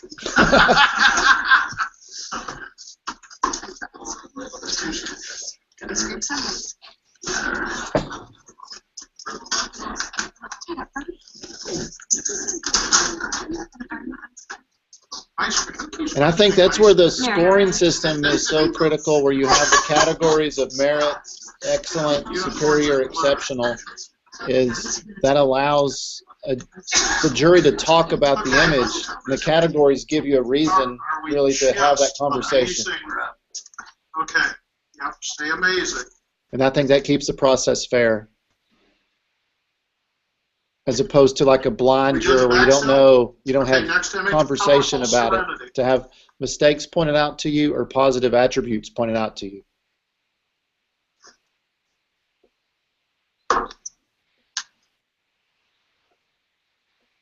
And if you notice, they'll never compare an image to another image, because the competition isn't against image versus image, it's against image versus the 12 elements.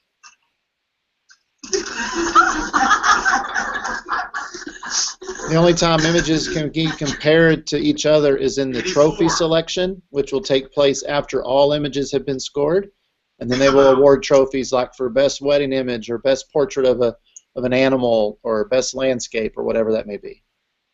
Then they can do side-by-side comparisons.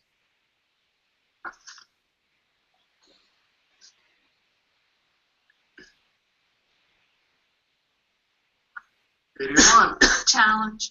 I'm at an 85 on this. I just love the placement and the little tail going out and the dog's expression. Fun. Big 5.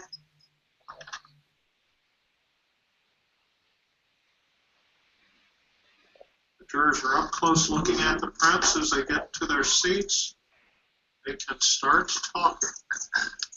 I like the presentation, how the it's high on the mat, just didn't quite move me like which that. gives me the feel of peekaboo, like the dog was below the there's key line and then distortion kind of with peeked the his way proportion up. of the dog's I think face that versus heavy mat on the bottom the helps size of feed its with the body. story. I know that they're small dogs, but it just seems like the head is much larger than it should be in proportion. I'm not sure that the technique works for it real well. Or it just jumped up in your lap. Yeah, 78 for those reasons also, too. I didn't think the eyes were handled particularly well, and I didn't get a sense of sharpness anywhere.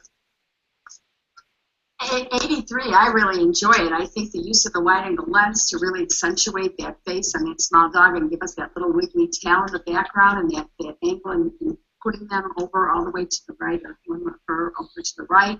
I like the technique. I think it gives me kind of a surreal softness. And I know that dogs' eyes are often hard to deal with as far as sharpness. They don't show catches the way we do.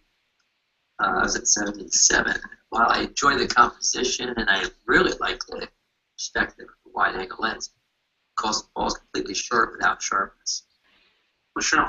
I scored the image an 80. I love the technique used on the fur. I just wish that he carried that technique on into the eyes and maybe a little more of nose.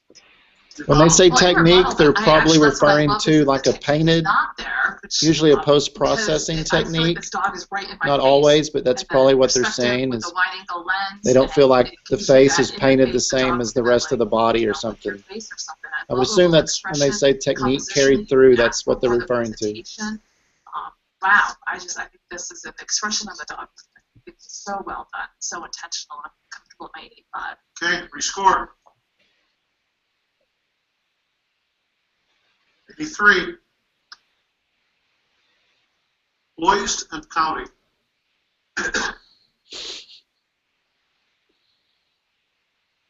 Welcome back, Linda.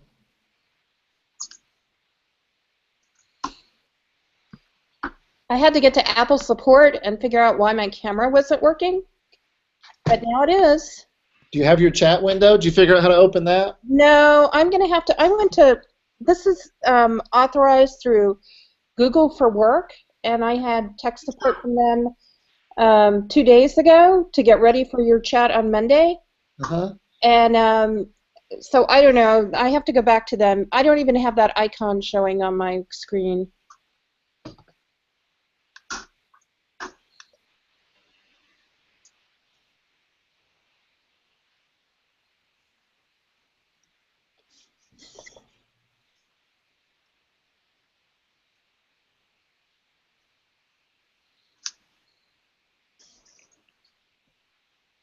So, Chris, do you know Michelle Parsley?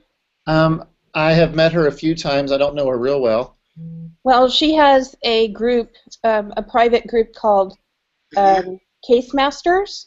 Yes. And I took a class with her, so I'm in that group. And we all track our merits when we go through this, but this is my first competition. Oh, so you have images in this one? Yeah, but they're in illustrative. Only one of them I think will merit, but, you know, I wasn't at all prepared, so I had to do something. Well, you entered. That's great. That's Make sure right. you let us know how they do. Oh. It's a nice family portrait. Title works well. Family bouquet. They look kind of clumped like a bouquet would be, nice and tight together. Seems everybody's equally represented. 86. Challenge. It's going to go up. Superior category. I'm at a 90 and even wondering if I'm too low. Wow. What more could you want from a family portrait? I mean, every expression is perfect. The pose is perfect. The lighting's perfect. The clothing choice is perfect. The presentation. I might be low at my 90. I like how there's connection between the family members I'm at too. an 85 with The it. girl's arm on her dad around his willing elbow to, and leaning in on mom. My I think score, that's I nice. just feel like as it falls off, it seems to just get kind of a muddy feel to it. It loses some punch in the background and in the the flowers. I wonder where it was taken. I don't know, but I bet this one got a lot of green merits regardless of what it gets here. So obviously, Right. green light, they're lighting them up nice and warm. It's just going to make that, When I see images like this, I would think it would be taken on, you know, maybe that's their land at their ranch or at their home or a place that's special to them. At least that's what we would try to do in our business with the family portraits. Each individual subject and looked at them. They were just so perfect. Beautifully posed, nicely handled, great expression, not overdone retouching, no crazy manipulations, just beautiful. And the fall off in the background is just stunning. It brings you right back into that group. Nice, simple presentation, way up and exceptional. You're going to love this. I was at 77. Oh! I love these people, and I love their poses. I need you to tell me why death came on the environment like that. There's nothing at all alive or vivid. There's not a single near cream, near white in the whole scene. In other words, it appears to be dampened down or decontrasted to a point unnecessarily, because when you're in these clothes, you have lots of nice highlights. It would be quite allowable. And it looks like they're completely separated from background. That could be clarified. Sure. I scored the image at 83. My initial problem was with the fall off in the background, but that's been well explained for me. And just to handle the concerns about the color, no, I feel like that's the color of the flowers. And it seems appropriate in the foreground to me. It was the background fall off that I was struggling with, so I'm more than willing to move up. Rebuttal. Well, in rebuttal, I just, to get a group like this, to have their expressions be as wonderful as they are, the connection with the maker, the posing is just pristine. There's not one thing I would change. As far as the background, the tonality of it, I feel like that's what makes them pop up, and it makes it so alive, and you feel the life of this family. The only thing I can say is I want to see it in a 40-60. So I'm going to exceptional category, and I'm going at a 96. Okay. She's going It would be a 30-60, but okay, I'm with her. Yeah. Under the new scoring system, you always have 6 jurors plus the jury chairman who can challenge, but he can't issue a number. There was a great score. There was a random alternate that was just dropped from the system, so you never knew if your score was the alternate score. In that case, that one juror had it as a 78. His score wasn't even calculated into the average because now they dropped the lowest score. That becomes the alternate juror. That was a new rule initiated this year. So 76. So if you're trying to do math, go, how could it get that average with the 78? That's because his score was dropped. God, that face. Look at that lighting on that face. It's pretty nice.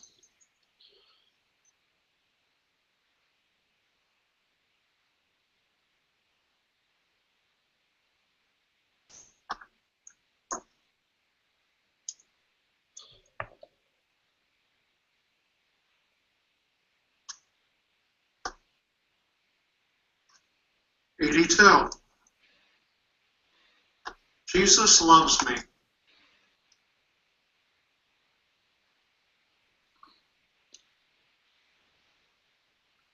It looks like the song Jesus Loved Me is what the tattoo says. Am I the only one?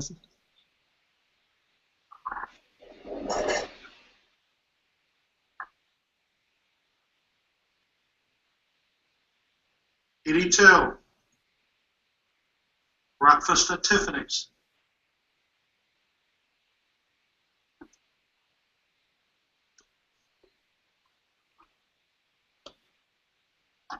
I think this maker is from my hometown, if I'm remembering correctly.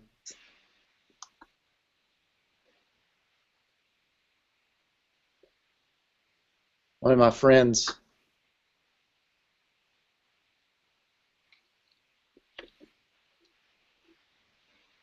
$83.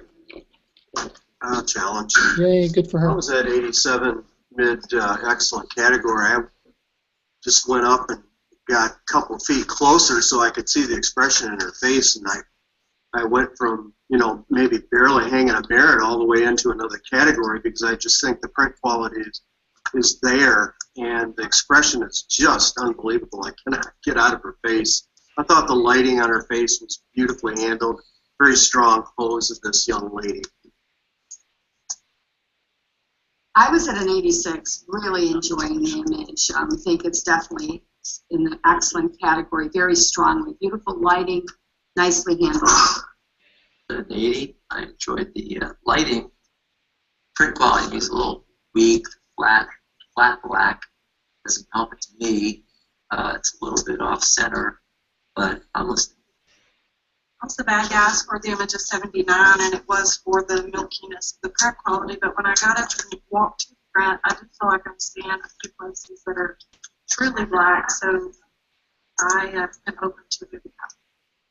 I scored the image at 83. The capture for me is like 88 or higher, but I guess it was the print quality. Just from this distance, it looked murky. Yeah, when I get up closer, it does get a little bit better, but I just question the print quality of the papers. I was at a 76. It had a murky, muddy feel, but I did go up and look, and the face is great.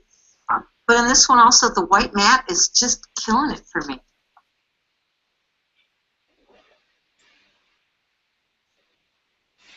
Okay, and ready? Yeah. In rebuttal, I feel exactly what you're all saying. We all had that same comment about the print quality. And that's why I thought, you know what, as striking as the expression is, I need to get up and take a closer look, because so many times, your score can change so much by getting up and looking. I did see deep blacks in that gal's hair, and the print quality changes so much from the sitting position to the standing when you go up there. I guess I can't really fault the maker too much on the presentation. It just seems to work for me right there in the mid-excellent category. Hope you can come up and join me. I'm sorry, I scored an 88. Keep in mind, these are physical prints, so when they talk about print quality, they're not seeing maybe what we're seeing on the screen. It's a physical print.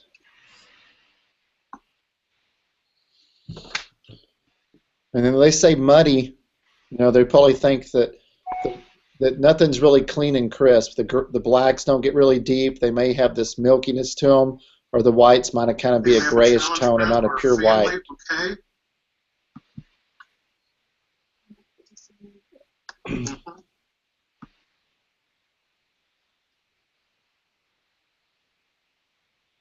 Well, this got a 95. I scored it a 98, and I feel like I underscored it.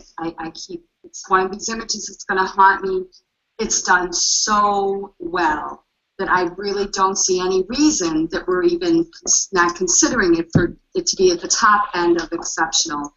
The one negative we talked about was the environment, but I'm not familiar with these flowers, but it seems to me that they're not vibrant, that they are more soft and dusty, more sagey, and that's exactly how they've been captured, is very sagey. This might be the family sage farm, and that's why we have them out there, but we've done such a nice job, and even in the way we've handled the cropping of it, the positioning, the relationship between each subject and the way that they meet with each other, close consultation, all the way down. This is what we're about. It's gorgeous, and I'd love to see it go to 100.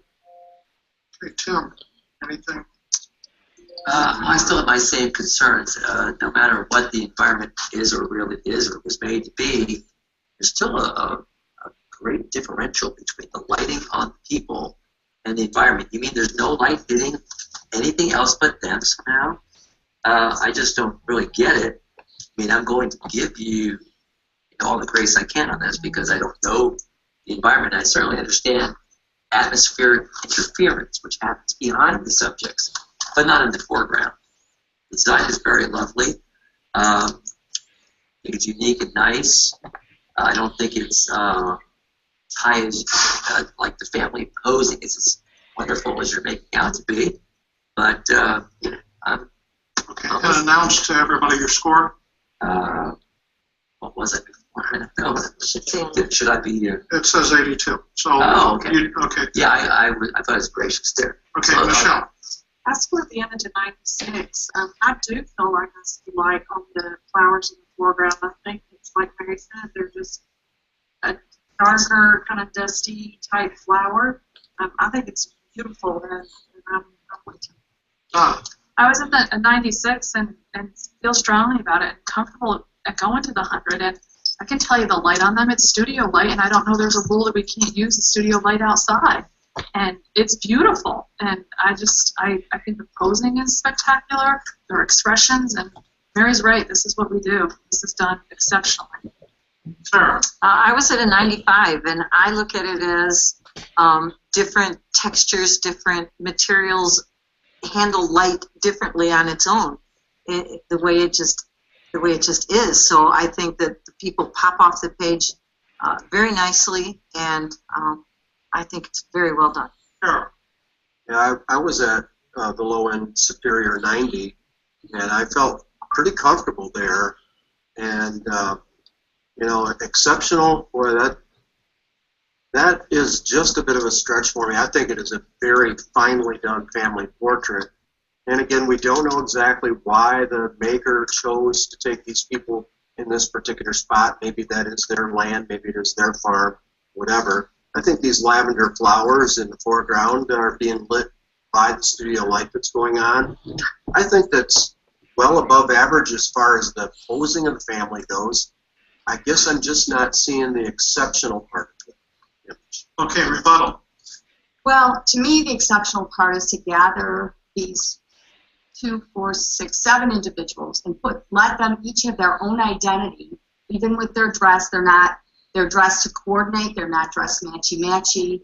They each have their own personality. It's showing through with their relationship between their siblings and their parents and how they're situated with them and their expressions. The maker's done such a fine job of handling the outside light, handling this perspective with this camera angle that it actually just leads you all the way back into the background, but also using it as a natural vignette in the front. There's no heavy vignetting going on here. It's all being done with the natural brush.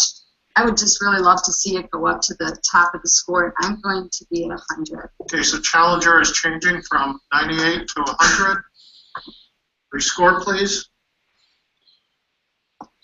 Sure is exciting, regardless if this gets the 100 or not, that just really 99. well done portraiture is rewarded. I mean, this is exquisite. I think they all made good points, positive and negative. I don't know if I would have punched in 100, but man, that's very well done. It's good to see that. But you don't have to over manipulate it.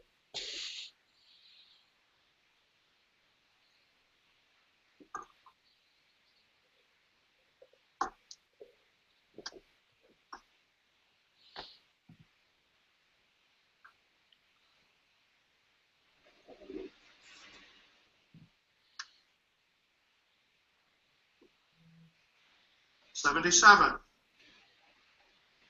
Delicate.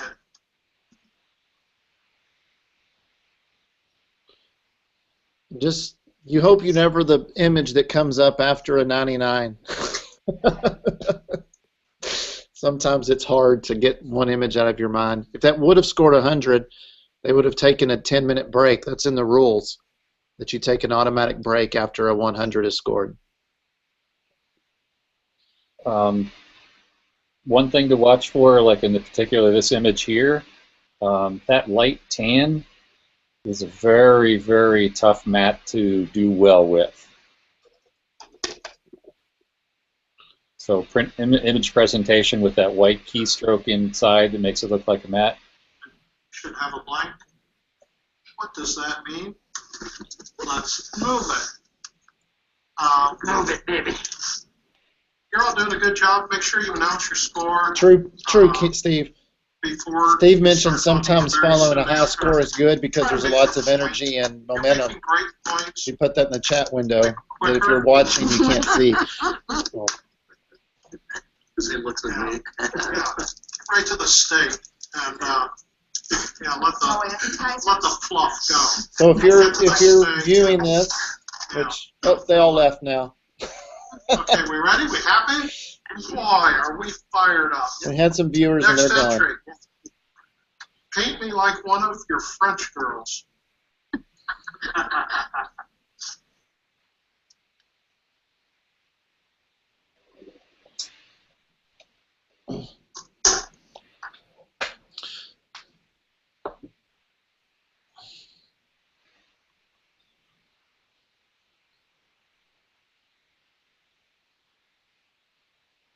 '81. Flower Child.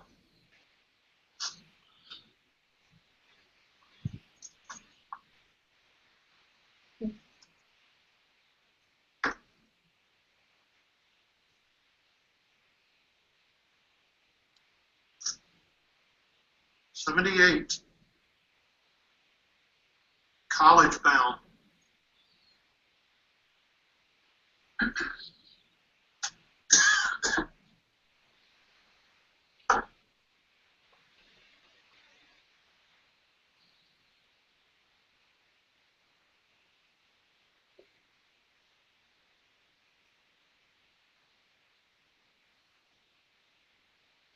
Girl.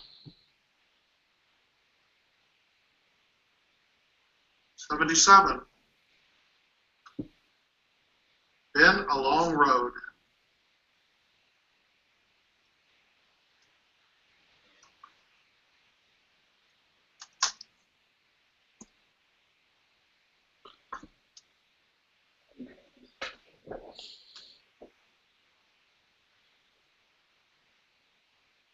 '82.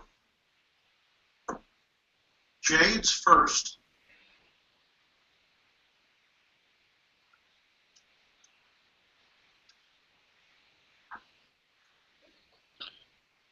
If you're wondering why a score comes up and there's no discussion, you know, it gets whatever that score is and it just kind of goes on, that means that none of the jurors were probably 82. far away I'm from gonna that 85 on number this in the next to justify category. a challenge. I just really enjoy her expression, the pose, her confidence, the placement. I think it's well done. And so the challenger is in a different category. 84. I think the only thing that really held me back is just seeing the fingertips and a little bit of the hand coming around the belly. Need that. 80 thought it was a merit. Gave it a merit score. 78. Really enjoyed the image, but I was just disturbed by what I feel like some murkiness or burning in her right breast and also in the fingertips of her left arm. At 82, I liked it compositionally, expression-wise, tone, presentation. Good with it. I scored the image at 80, and it's been set. Rebuttal. Well, in rebuttal, the only, I guess, thing we heard is some burning at her fingertips, which I think is just the angle her fingers are going down and the knuckles are bent up, so I don't see that as a concern. I think overall, just the confidence in her pose, her expression, just the detail in her hair and her eyes. I can see her lashes from back here, and I really enjoy the texture on the paper as well. So it's a little more than just a merit to me. It's an 85. Okay, let's revote.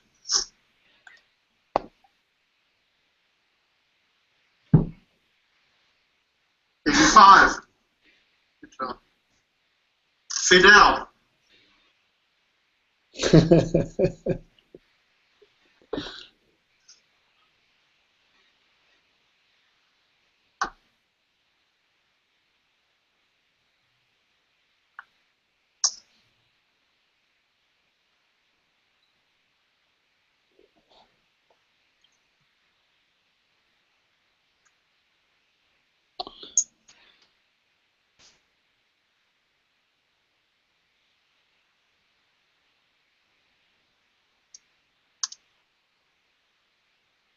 '83.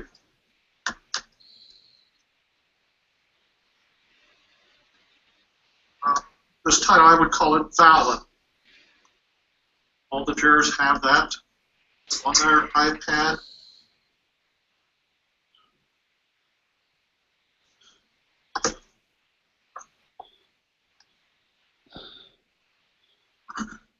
I'm trying to determine if that's, I guess, her outfit because that's not her hair. That must be part of her dress. Her collar.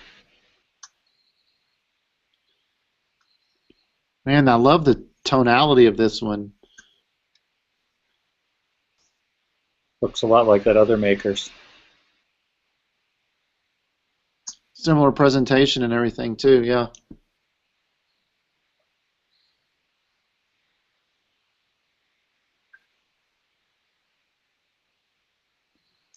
They're all looking at it hard. That's what there's. Yeah, this is one of those ones, and so was the other, that would have probably done very well in the artist category. Explain that a little more, Bob. When the makers are doing the artist category is a whole different competition. I just feel this is taken right out of Vogue. But why would this have done better in the artist category? No, I'm just saying that it would have done very well in the artist category. It did really well here. Oh. Yeah, 92, and I know I was timid. I was trying to figure out how to defend it against anything. I love it. The lighting across her face is absolutely beautiful. What a neat, creative, unusual piece. Carol. Yeah, 91. Like the most beautiful werewolf I've ever seen. Harry. 93. I agree with the positives. 86. I really enjoy it. What about you? I just feel like there's traps on the very bottom. I wish I didn't have that. So. Hey, Rebecca, I'm at 80. I love the face, the hair. Amazing part for me was the furry stuff on the shoulders. I just feel like it's very flat. It doesn't really have any depth to me. But I could definitely be persuaded if you can explain that. Sure can. It's the furry stuff is because of the softness of it. Like if any cat hair, or when it gets that soft, it doesn't have the depth to it. So I can explain that easily. And you look at the detail in her hair on that little gap that Tim was talking about. Without it, she wouldn't have shape. And if it was cropped in any closer, I don't feel it would have the strength or the power to it. I just think this is an amazing piece of art, and I was definitely low at my 95, and I'm going to bring it up to a 98. Okay, so going 95 to 98. Let's do this. 96. Excellent job. With an excellent score. For an exceptional score. One more story to tell.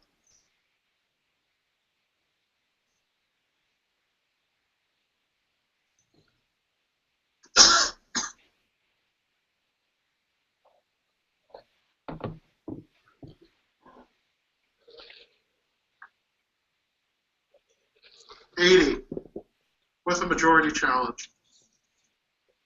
May I have Sarah, would you be my advocate? Please, that's like my Valentine. Really tough presentation with that hot white keystroke. I gave this an 82 in the deserving of a merit. And the stuff behind the couch, to me, of story to me. I mean, she looks like she's just a bulletin board. Sitting in her home or sitting in one of the rooms. I like her pose church, and presentation of the subject, but telling all sorts of I agree with the stories. key line in the background. The natural way that she's in the chair with the towel over it, and it just has a really good, honest feel to it. Sure. Yeah, 78. I was held back with the white that she's wearing. It just kind of the brightest thing in the photograph there. To me, the interest ought to be about her face, her story, not so much about what she's wearing. Very.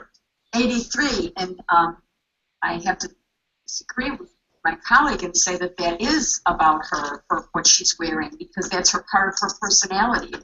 It's a piece that she would wear to church on Sunday with her hat and to tell a story, and it's just so real, very editorial. I was at 77, and I like the realness of it. I think it's been damaged with the lower burn. It's pushed way too far. Yeah, that's a good comment on the burn. Yep. bottom of that I was Bible at a or book 77. I love the really kind of storytelling. looks. Oh, sorry, Michelle. The pause. I scored the image of 78, and the thing that held me back the most was I feel like we've lost her legs. They're just a black hole there. Now, Donna. Well, I was at a 77. I really enjoyed the storytelling aspect of it. I love her looking right at the maker. That part of it is done nicely. Where it falls apart for me is definitely the white vest. It's not the clothing. It's the, if you get up and look at it, it's the polarization that happened in the specular highlights, which is very disturbing. And then the fall off from the Bible down to below the burning there, her hand, and everything below the Bible. I just feel like it's the Bible so well lit, but then after that it falls off so drastic. Okay, score, please.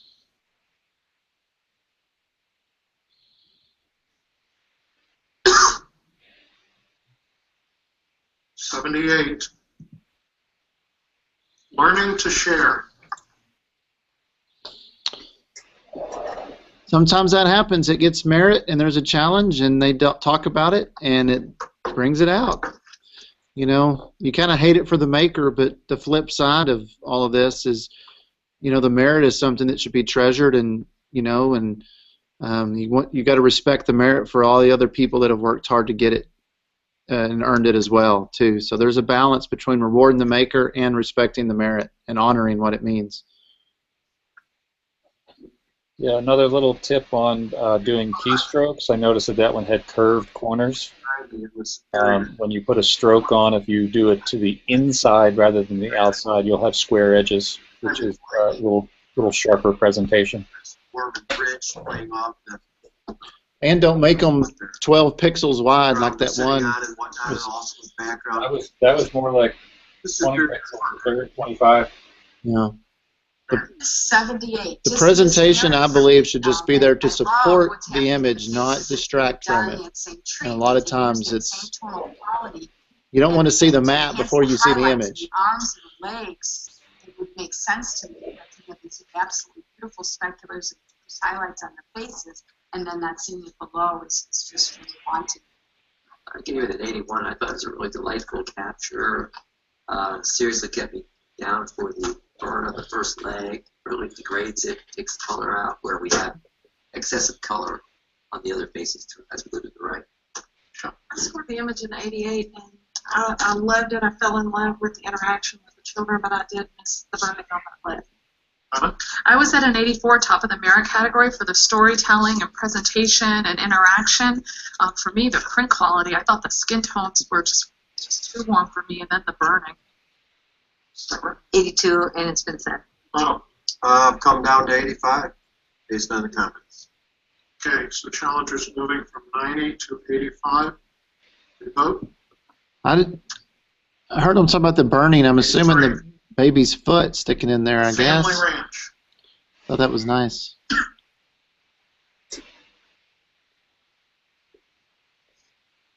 That looks like my neck of the woods. Or close.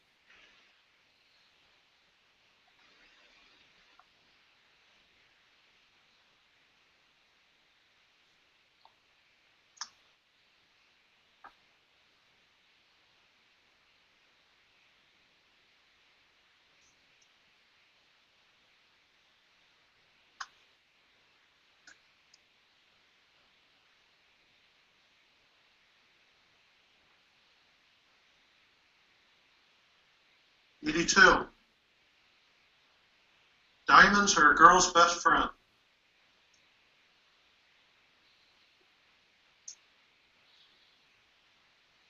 This is a good one on the presentation. See how almost you see the key lines. To me, they dominate a lot of the image. 77. Ejected.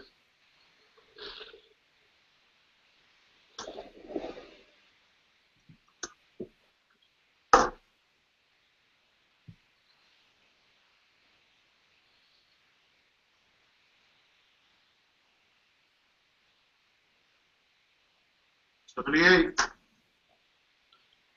Poised and proper.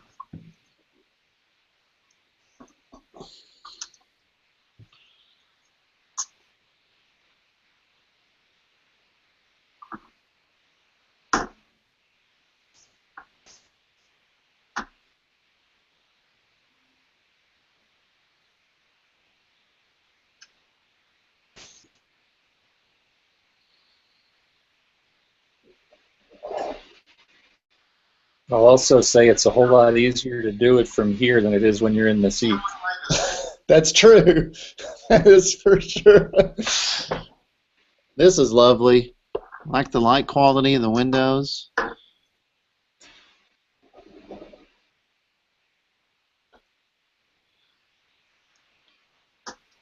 Looks like a painting technique. Yeah, I feel that's a little hot out there, though, Chris. Yeah, the window's definitely going to be a concern. The right side of the image is really nice. Mm-hmm.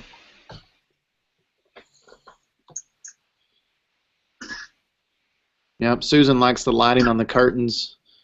I think that gives it some dimensionality because you don't see that in the piano because that black is just... Challenge.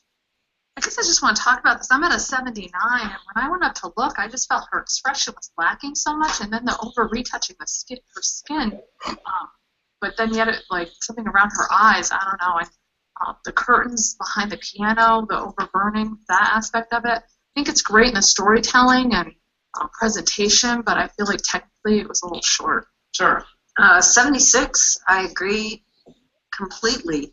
I think it would have benefited it, the maker, to even lose the windows because the burning in has left this bright line all the way around inside the panes, and it just fell apart. Sure. Yeah, 78 for those reasons, exactly. I don't need the window for me at all.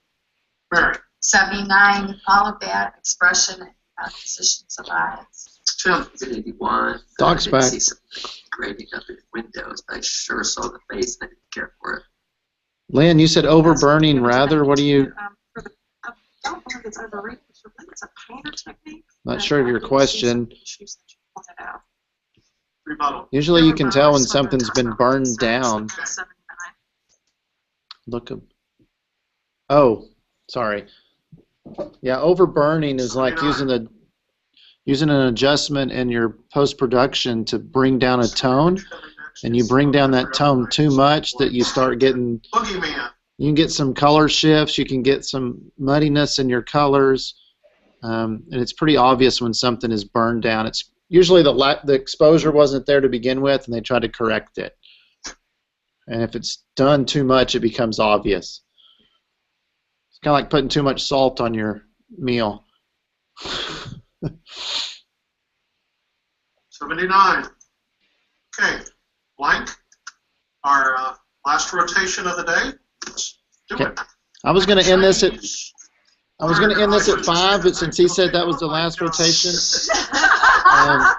I've got a few more minutes. We can stay on and at least get through this segment of the images, and then have a few minutes for questions, because I usually rotate every 10 to 15 minutes, so it should be. That means they only have a few more images left. Next image. That's by time.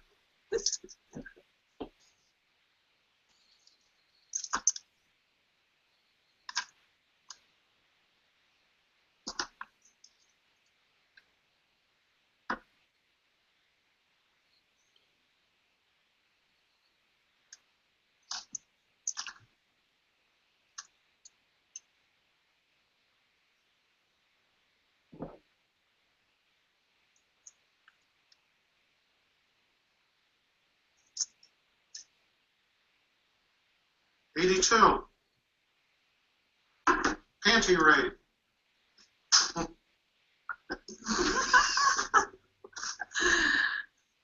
won't tell you how many times that goes on at my house. Oh yeah, we have a dog that likes to eat socks, and so my daughter keeps missing socks, and it's not the dryer that's getting them this time, it's actually the dog. So, but rest assured, we'll find them in the backyard a few hours later.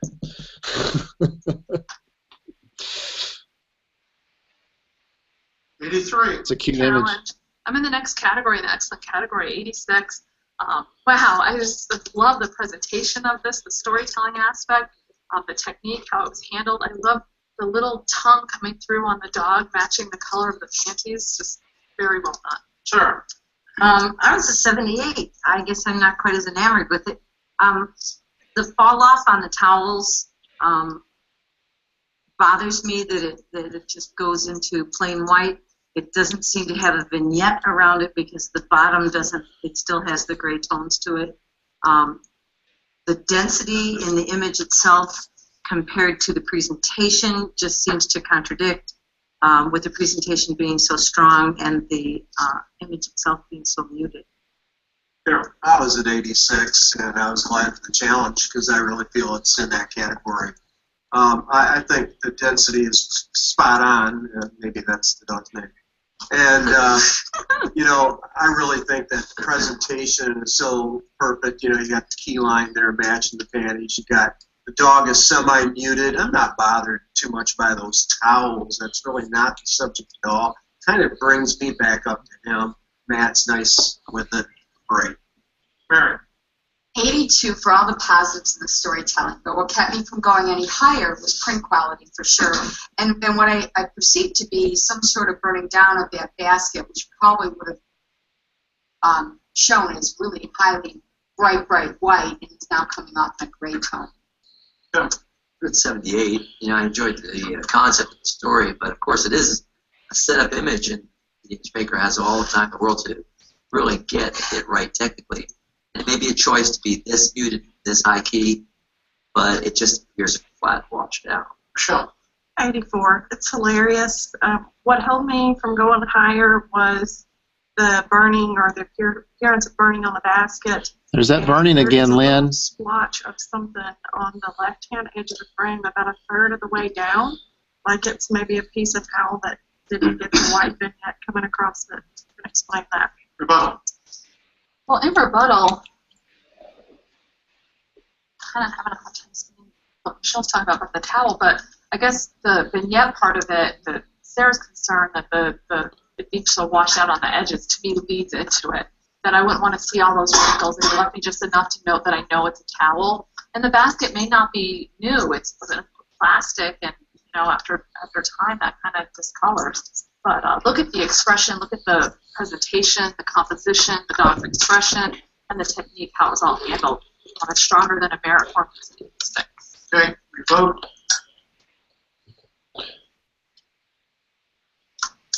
'84. The Siren. Yeah. This might be from that same maker too. It has a similar. The color tone's nice. I love the cloth bringing you into it. From the left, brings you right up to that face, holds you there in a circular with her hair. Composition's really strong.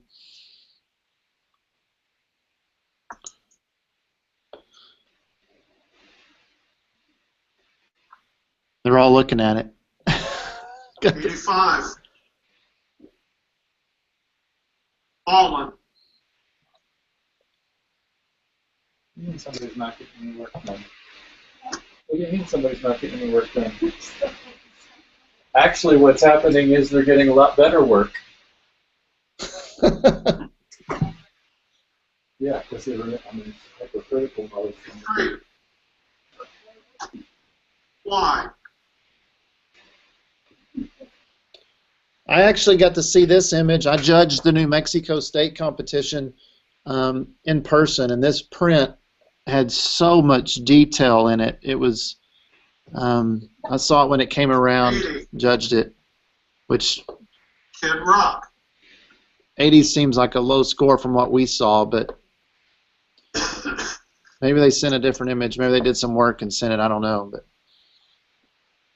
Probably not. That was the same as I saw on the other one. I know the maker.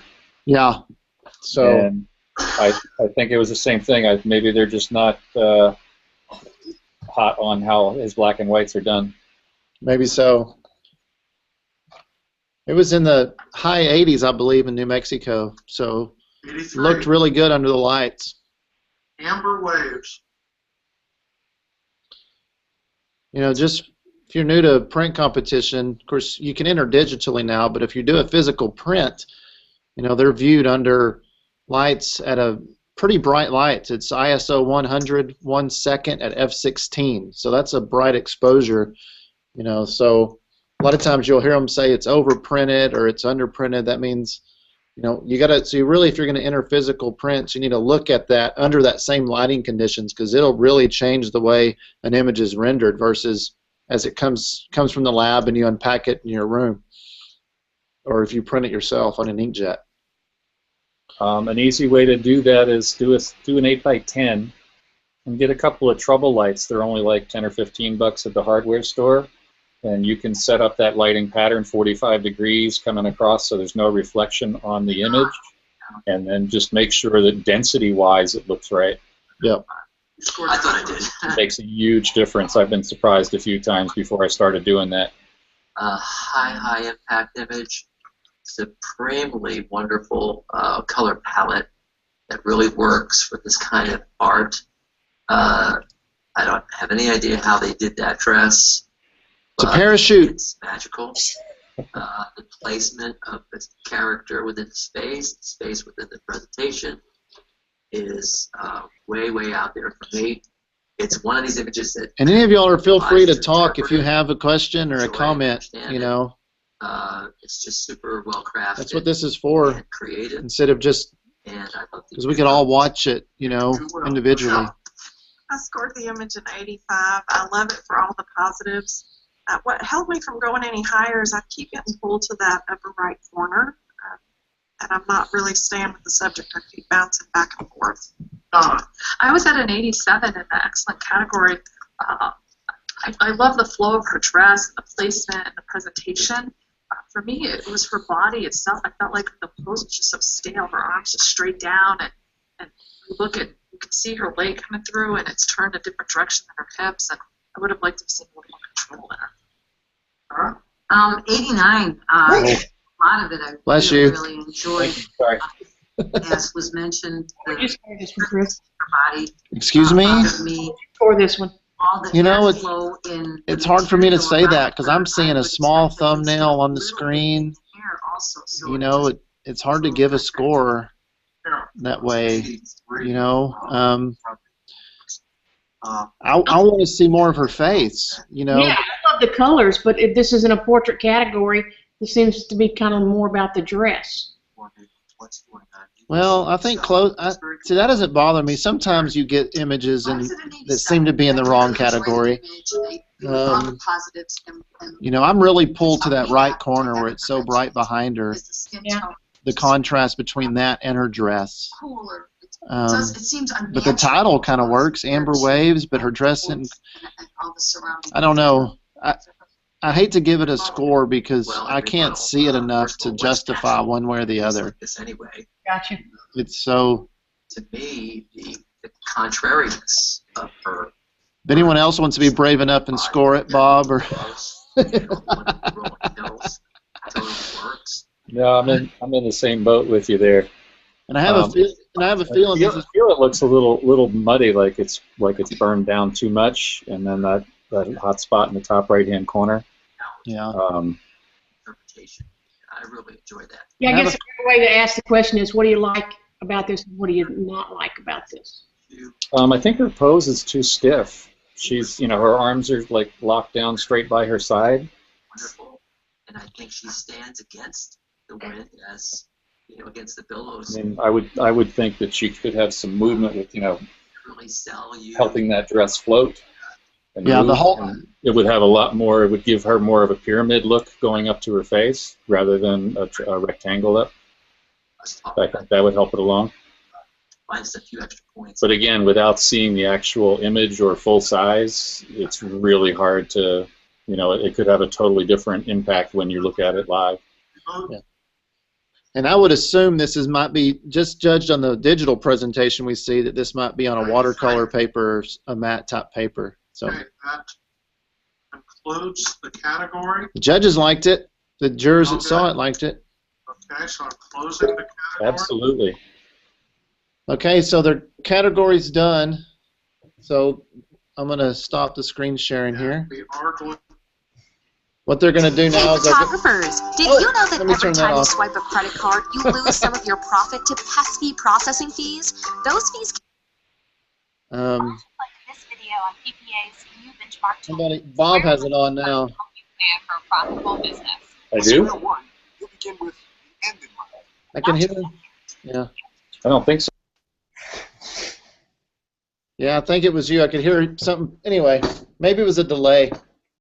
I muted you if you need to unmute. So what they're going to do now is what we used to call ins and outs. They don't do ins and outs anymore. They just do ins.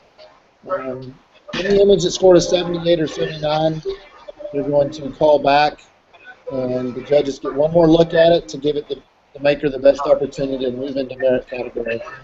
So I can hear somebody's systems playing in the background. So,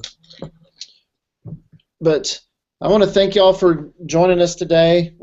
There's a few minutes if we want to answer any questions when we have myself or Bob or Steve. We're all three IPC jurors. If you learned anything or have any questions about stuff coming up or anything, it'd be a great time to answer it now. So I thought this was fun doing this, getting together and watching together. Because if you do it live, you can't talk in the back of the room. They kick you out. So does anyone have any? Yeah, this was great for me, having never really been around competitions at all. Gave me a lot of insight into what they were looking for, and what I would have to change to make something more competition acceptable. Yeah. Well, it's definitely a learning curve. You can't argue with that, but you probably can't argue the fact that it's going to make you a stronger artist for sure. And it doesn't matter what you photograph. I've had people say, well, I only photograph horses, or I only photograph these type of events. It doesn't matter. It's going to make you better no matter what's in front of your lens. You're going to see things different, and that's going to help you. I think the thing that most amazes me, though, is just, looking back over the last 10 years, what photography is now graded on in general, the weight of the post-processing, in the quality of the photograph. I mean, you used to take a photo and you send it off to your best lab, and it was all about taking the photo, and it seems to be almost, probably close to half is the post-processing. Yeah, I just didn't know that somebody else was doing the post-processing for you. Right. Right, and it wasn't nearly as much of it either. I think there's some of that, and I can definitely see that as an argument on some of the images. Oh, we lost Doc. But we also saw a beautiful family portrait that looked to have very little post-processing on it get a 99. It was rewarded for well done posing and composition and design and color, and I like that photo. Yeah, I thought it was great. So, and this is more of an editorial than a fact. And like I said, if any of y'all want to chime in, feel free to. I feel with the post processing is that's just a tool that we have now.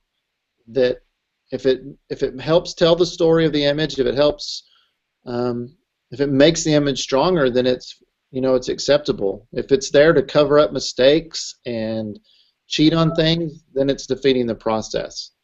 So, guess it's no different than in the darkroom what they might do, or airbrush negatives in the past or whatever. It's just a different tool. But I do feel where you're coming from sometimes, that you see highly processed images do well, and then you see one that doesn't seem processed not do well, and it's easy to think it's the processing, but we got to look at all the 12 elements together, and did they work together? And sometimes, and once you get into it a while and you kind of start studying them and you look at them, you're like, okay, I can see qualities in all the 12 elements in here, or I can see deficiencies in some of them. So it just seems to be so much about, and again, I'm probably less experienced than most of the people in your cohort, but seems to be so much all about the presets, and to be honest, I hate that. Presets don't get me where I want to go. It gets me to a nice photo, all that post-processing, but it doesn't really get me where I want to go. So I struggle with that a little bit. Well, that's recognized by the judges a lot, and the one button push is not the way to go. Right. So, yeah, I used to say that a preset doesn't have me in it. There's no me in preset. and creating your work needs to be more about what you're wanting the judges or the world or your client to see. So, well, in closing, I would just want to say don't get discouraged regardless of where you are in the process. Some of us have more experience in this, but we've gone through this. We've asked the same questions you're asking, and we've had the same, the same problems and the same successes, and still experience that and still learn as we go. If you're watching now and you missed it earlier, Bob has been working on some client images in the background and joining us. And he said several times that his clients are getting better images today because this is on the forefront of his mind. Like all this, he's been hypercritical because he's hearing what a judge say, and then he's like, Bob, we'll give it a score. I need to look for that in my image. So it does influence you in your craft down the road for sure. Okay. Well, thanks for the experience today. You bet, Lynn. Glad to have you. All right. Bye-bye. Bye-bye. Hey, Chris. See ya. And just so you know, this is recorded. It'll be on my YouTube channel, so if you want to watch it again, if you missed the live streaming, you can watch this again. And thanks for joining us. This was fun, and maybe next time live streaming comes up, we can do something similar. I had a good time. All right, be good. Take care.